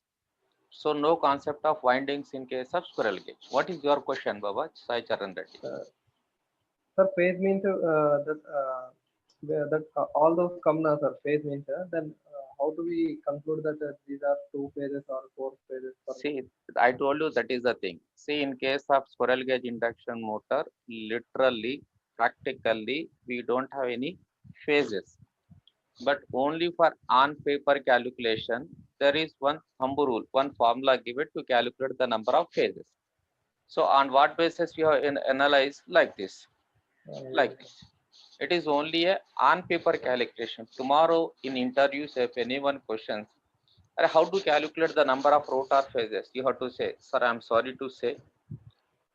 So construction wise, on a squirrel cage rotor, we don't have any physical windings place, but we have only bars.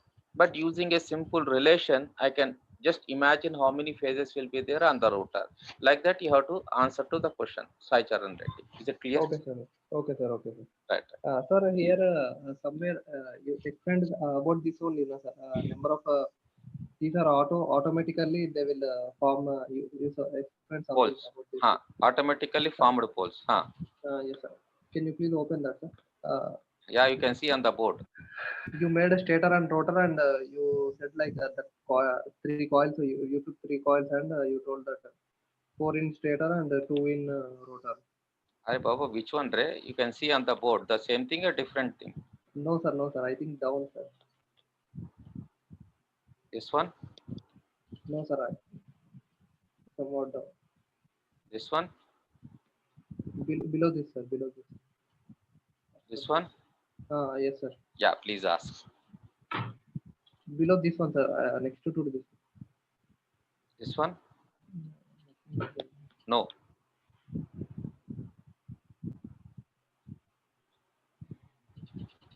This one? Yes, sir. Yeah, this one. You mean to say? Here, first point. Yeah, please. Here, 4 poles in stator and in rotor. What are the two, sir? See. 2 means 2 phase. No, it is not the question of 2 phase. I told you that when you are designing a slip ring induction motor, if the stator poles are 4, even the rotor poles also should be 4, correct? Yes, sir. But very unfortunately, if you are designing 2 poles with 4 pole stator, is it possible to have the rotation? No. Why? Because the stator poles and the rotor pole should be same or different. Okay, sir. Sorry, this is slip rotor, sir. I thought this is a squirrel cage. Yes, sir. No, Baba. It is a slip ring rotor, Baba. You can see. Yes, sir. Yes, sir. Understood? Sir, here you told that mechanical balance, about mechanical balance stator phase because that already I explained to the other person. I think you might have heard that. Sir, while explaining only, I have some network problems. See, already. See, not like conclusion. What conclusion? Which conclusion? What mechanical balance is exactly what? See, mechanical balance means, see, if more copper is there on the stator and if more copper is there on less copper is there on the rotor, is it any mechanical balance exist between these two forces acting on that? Yes, sir. So why? Because the rotation will be due to this continuous attraction and repulsion, right? Yes, sir. That means the forces should be strong. Then the attractive and repulsive forces should make the rotor to rotate. If they are not physically weight, then is there any balance of those forces? No, sir. Yes, imbalance. So to maintain a balance, that number of phases should remain same. Understood? Yes, sir. Sir, can we say that speed control is better in squirrel cage, sir? See, I don't talk about speed control as of now. You please try to raise the question as of now. The speed, so overall slip ring and speed squirrel gauge, which motor is the best motor means I say only squirrel gauge. Why? Because construction wise, speed control wise, maintenance wise, efficiency wise, the so-called slip ring is complicated. Only the best thing what I can have with a slip ring induction motor is only during starting purpose. By adding some resistance, we can improve the starting torque. That's all. Nothing more than that. Sir, I'm relating this to automatic pole inducing, sir. In a stator, if we change poles, then speed also changes, synchronous speed also changes, so that rotor will induce automatic poles according to the stator. We change the stator if we change stator. What is your question, Sai Charan Reddy? Sir, speed will be depends upon some of the poles, na, sir. See, did I talk about speed control technique today? No, sir, I'm relating to pole, automatic pole See, inducing, sir. one of the method to control the speed of an induction motor is by changing the poles. When I'm talking about the speed control techniques, during the time, I'll spend time by changing poles, we can change the speed. Understood? Sai Charan Reddy, please try to be more patient. Why? Because we are in the starting days. Let me finish this. Then you can talk about the speed control. Your answer to the question is yes. By changing the poles, the synchronous speed will change. With the synchronous speed, the rotor speed will also change. Why? Because NR is equal to NS into 1 minus S. So if I use this relation, then you may have a doubt. Sir, from where you got this relation?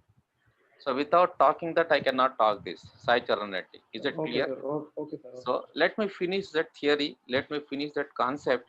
Then once that concept is over, then you can find out all these questions. Just be patient for some more days. So whatever the questions you have on speed control, I'm here.